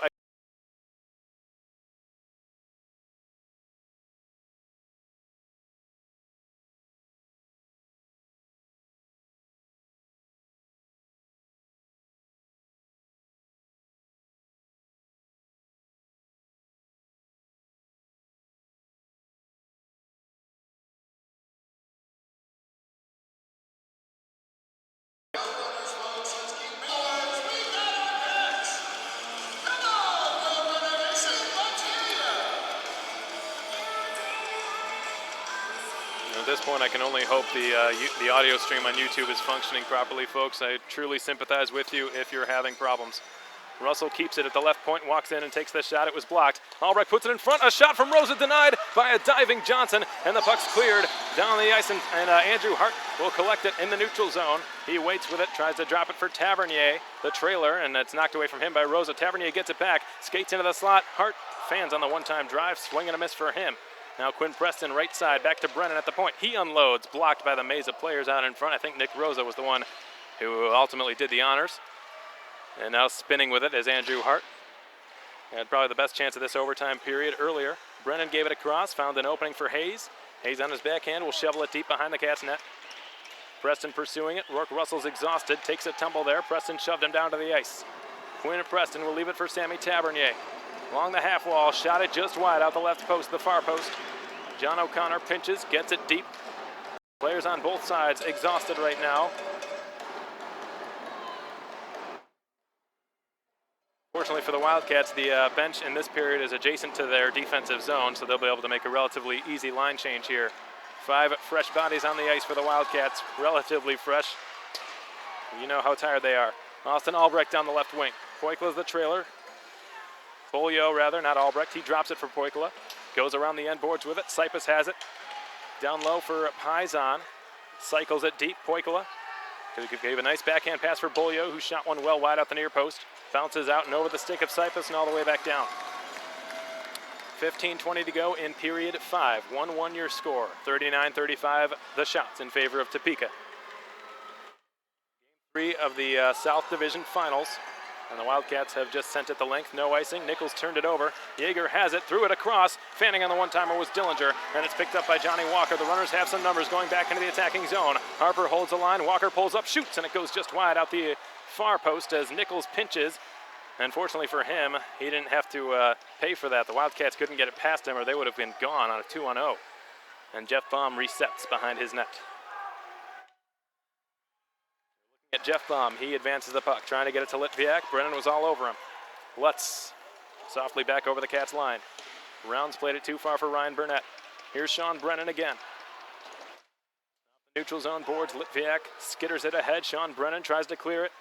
Off the glove and down by Dom Lutz. Couldn't get it past Michael Rounds. Lutz holds on, tried to find Luka Maver. Diving poke check made by Litviak, clears the zone. Good serve, played it hotly off the skate of Lutz. Somehow it stayed into the Wildcats' end. Albrecht shovels a pass to the width of the ice near the Wildcats' zone or bench. Burnett finding Dalton. Dalton tried to give the return to him. Goes behind the runner's net. Burnett couldn't emerge with it. Tyler Hayes is the one who did. Gave it over. Albrecht turned it towards the net. Hayes scrambling there to clear the puck. He wraps up Ryan Burnett. Again, Burnett now gives him in the headlock. And the referee absolutely letting everything go right now, folks. Absolutely everything. Russell had the puck slither past him. He has to hustle back, and a shot from J.B. Baker denied by the right pad. Fresh off the bench, Hart's one-timer. Fandon, Kappelmaster sticked it into the corner. And Hart goes into that corner to play it. He's bodied up by Nick Rosa, who outworked him and won it. Now Dalton played it between Lazarus' stick and his skates. Tavernier is back. Spins away from the pressure coming from Andre Pizon. Tavernier's pass picked off by Rosa. Excellent read by him. He clears the puck and goes to the bench for a line change. Ryan O'Connor, 13:10 to go in period 5. 1-1 remains your score, as it has for the last nearly 100 minutes. Ryan O'Connor behind his net, banks it off the end boards for Sammy Tavernier, Jack Nichols rather. Clearing attempt went off a Litviak stick. Again, a good read in the neutral zone by the Wildcats, trying to pin up the Roadrunners and wear them down in their own end. But there's not one team who's got a clear edge in this, really, folks. It's just these guys are so evenly matched and really so evenly tired right now. Don't expect either side to walk all over the other.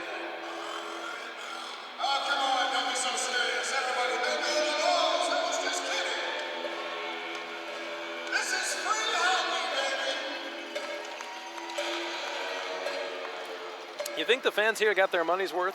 They got $2 tickets, $2 hot dog, $2 beers, and their team is playing a quintuple overtime game, getting nearly twice the money's worth already. Throw that all together, that's well, just about $1 per period. Pretty good deal. Dillinger puts up the body on Seth Cameras. Yeager knocks it loose. He's closed off by Brennan. Marcus Russell will exit his zone. Lays a pass ahead for Jeff Mikowski across the Wildcats line. He takes a shot, save, rebound, cleared by Goodsir, but not out. Kept alive. Hayes unloads from there, bounces over the net. Picked up behind there and centered off the back of the cage. Puck has been cleared directly out of play, so this faceoff will stay in the Wildcats zone.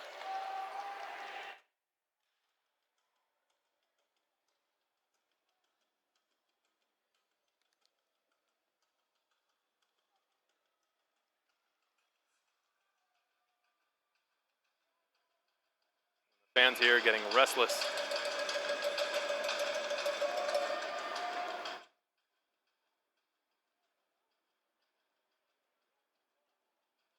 Eric Yeager against Marshall Bowery, the latter of whom won the faceoff. It's pushed wide of the cage. Litviak pursues it. Runs into Max Harper. Harper and Litviak both scrumming for it. Harper ends up with it, drops it back. Hayes a shot, redirected well wide and slowly into the corner. Litviak will try to clear it off the glass, goes right back to Hayes, unloads again, directly over the net and off the back glass. Bowery met by Yeager. Yeager tries to push it up the wall, kept alive again. Hayes collects it from his skate to his stick, but he pushed it too far from his left skate. And now Dillinger will try to clear. Good keep again by the glove of Harper. Wildcats pinned in their own end a little bit here. Rounds will reverse it for Jake Dalton and try to clear. And he does. Dalton gets it out to the red line, but no further. Who else but Tyler Hayes on the intercept again. He spins with it. Tried to pivot past Garrett Van Wy, didn't work out. Puck flutters into the air. Garrett Van Wy picks it up, sends it across the line for Goodsir. He carries in, backhands it deep around the Roadrunners end boards. Ryan Burnett will meet up with it. He will swing it back to the left point. Russell, Gilreath holds, shoots, stopped by Johnson. Not a whole lot of action on the left side of your screen if you're watching on fasthockey.com. Most of it has gone on to the right. Ice has been tilted a little bit in this period 5. It's been such an up and down game. No team with a clear edge, but there have been teams there have been the cases of momentum. In this case, it's Topeka who's got it right now. And the Wildcats, we'll see what they can do. Offensive zone draw. circle quite a bit. Maver won it. Gilraith, nice spin move, got away from the forecheck.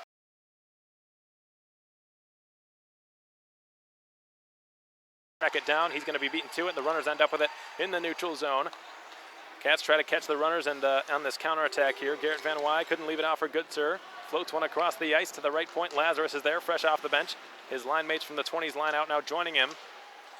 And it's been cleared again over the head of Rosa. He will have to gun it down. Russell will be calling for this. Rosa will give it to him.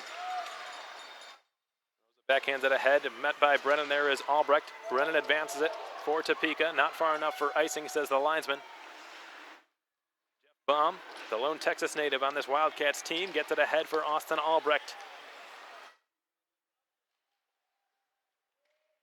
Gloves it down into the far corner. Seth Cameras is there.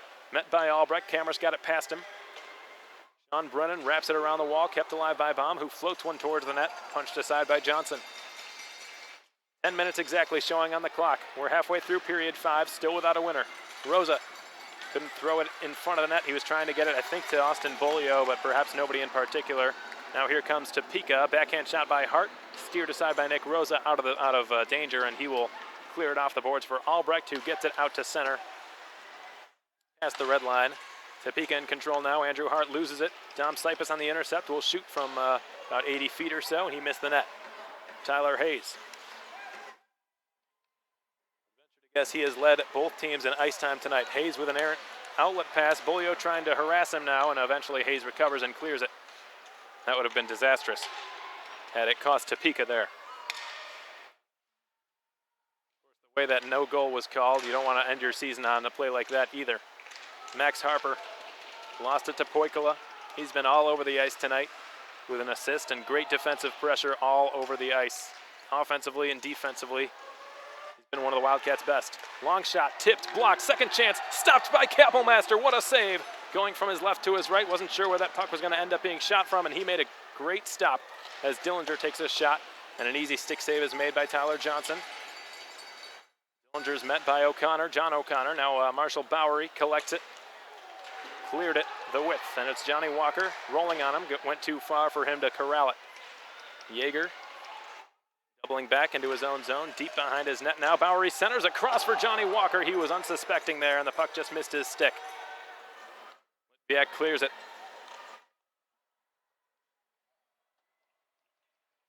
Jack Nichols, Seth Cameras, or Ryan O'Connor rather, they're the ones back. Topeka gets it back beyond the red line into the Wildcat zone. Russell plays it off the skates of Yeager. Yeager ahead for Litviak, tried to return it for Yeager, who's wrapped up by Yuhiko Saka. Ryan O'Connor on the counter rush. The fans hoping for a shot here. Marcus Russell down the right half board, stops, looks to the front, and it's loose and backhanded towards the net, and a scramble ensuing now. The referee lost sight of the puck, and just about everyone on the ice is down there muddling things up, exchanging pushes and shoves. I'm not sure which team wants this more. Typically, you can tell just by watching the body language, watching the players and the little things that they do. I'm convinced both teams want this win equally, evenly, however you want to say it.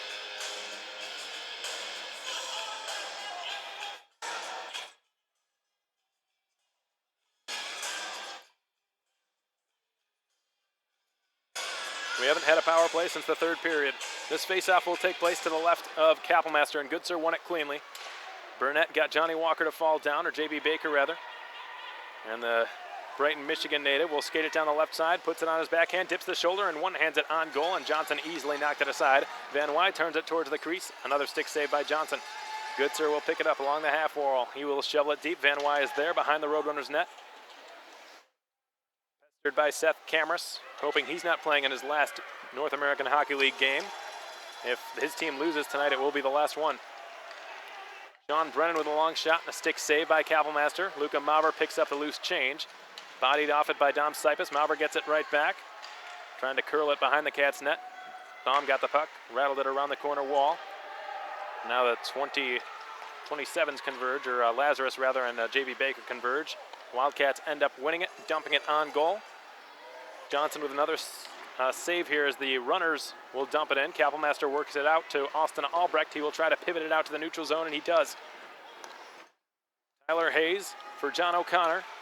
Over the line with a shot, goes just high. Off the glass behind the Wildcats net. Michael Rounds, harassed by Bowery, gets it far enough for Bolio to do something with it.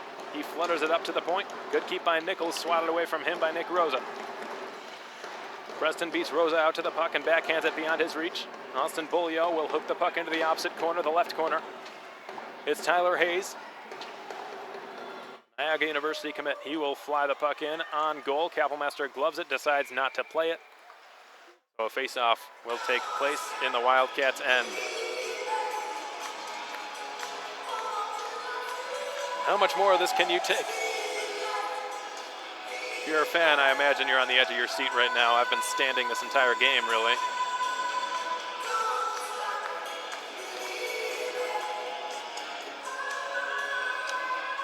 Boy, is this grueling. I'll have to do research into the history of the North American Hockey League and find out the longest ever recorded North American Hockey League game. Wildcats undoubtedly have the longest shootout of league. The glove of Tyler Johnson.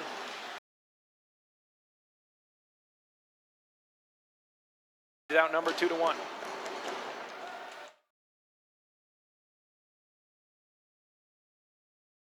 Bomb unloads, just goes wide of the net, and Ryan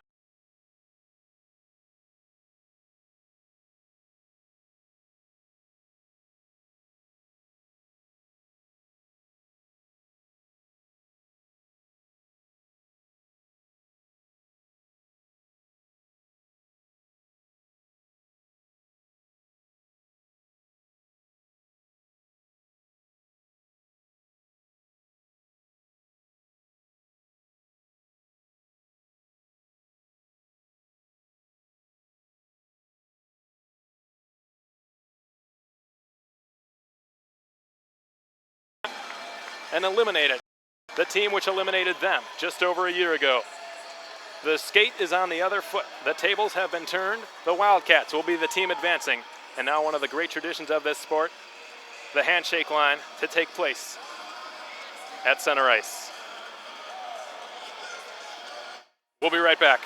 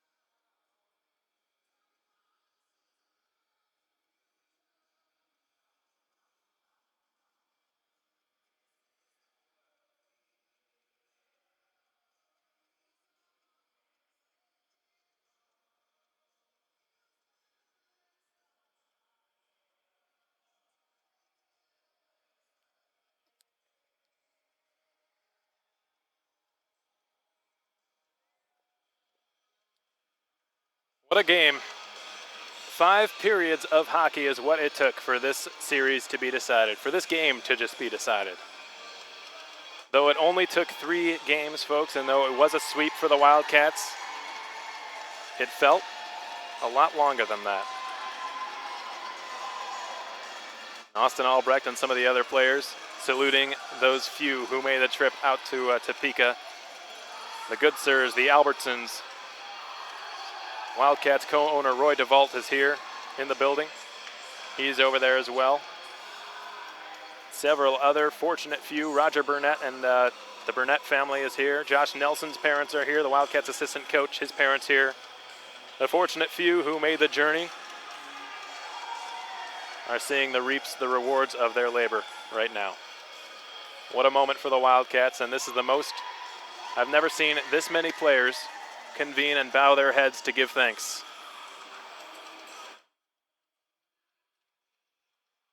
More than half the team is down there. You can see them on the top right side of your screen right now. And finally, the head coaches, Josh Cameras, John LaFontaine, they have reached the end of the handshake line. The two head coaches, which have taken their team to so much success, have just shaken hands. The Roadrunners saluting their fans here, those few remaining here at the Kansas Expo Center. It is now past 11 o'clock. Work is tomorrow. They don't care.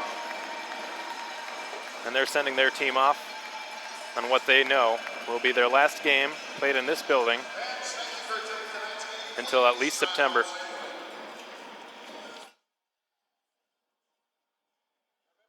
Tickets for next season, the 2016-2017 version of your Topeka RoadRunners are now on sale.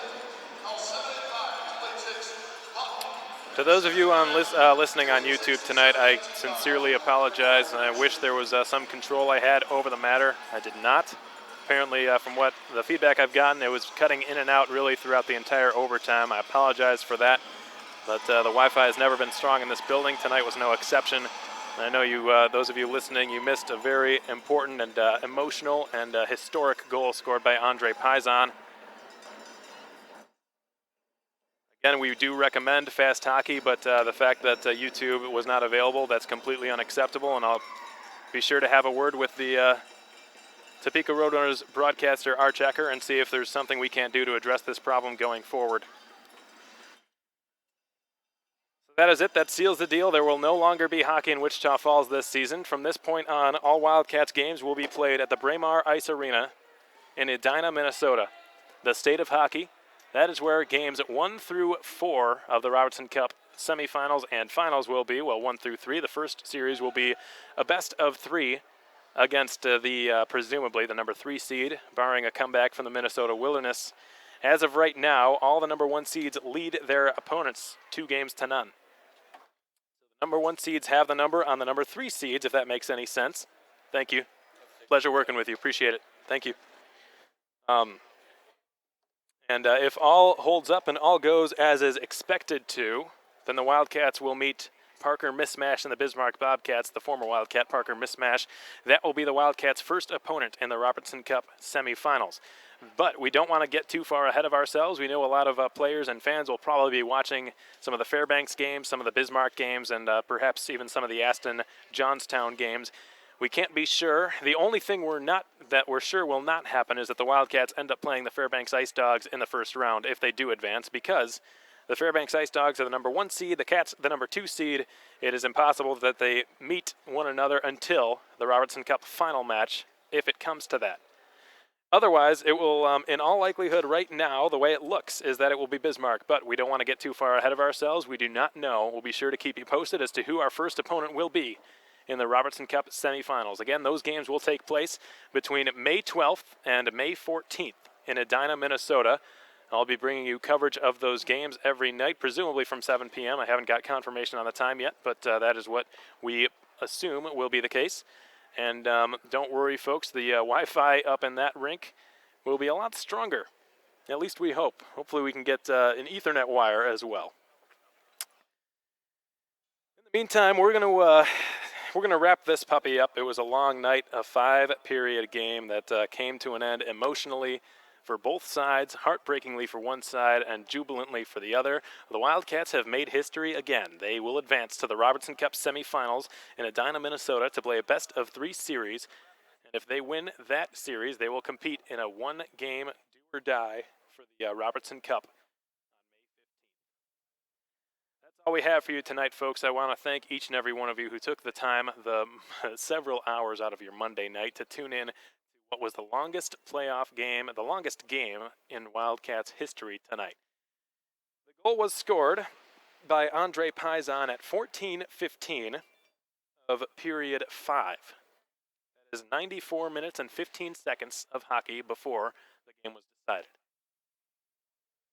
And I don't see any I don't really, you never know, but I don't see another case where a game goes as long as this one. Game, what a series. Felt like a lot longer than a 3-game series. Wrapping up the score right now real quick before I let you guys get going. 42-39 the shots in favor of Topeka. 2-1 the final in favor of the Wildcats. Marshall Bowery opened the scoring. Austin Bolio responded less than 10 minutes later. Andre Pizon finished it off more than 3 periods later and will send the Wildcats home on a very exuberant bus ride Falls. Alex Von Coyle with you tonight, folks. Again, thanking you so much for your patience, sticking with us through all the YouTube technicality issues that we had tonight. And on Fast Hockey, we hope you enjoyed the broadcast. We know you enjoyed the outcome. 2-1 the final. Alex Von Coyle with you, signing off for the next 10 days. Our next game will be on May 12th. Thursday, May 12th. And it will be broadcast live from Minnesota with HD cameras, so that'll be great for you on fasthockey.com. Till then, so long, everyone. Thank you so much for tuning in, and have a wonderful week.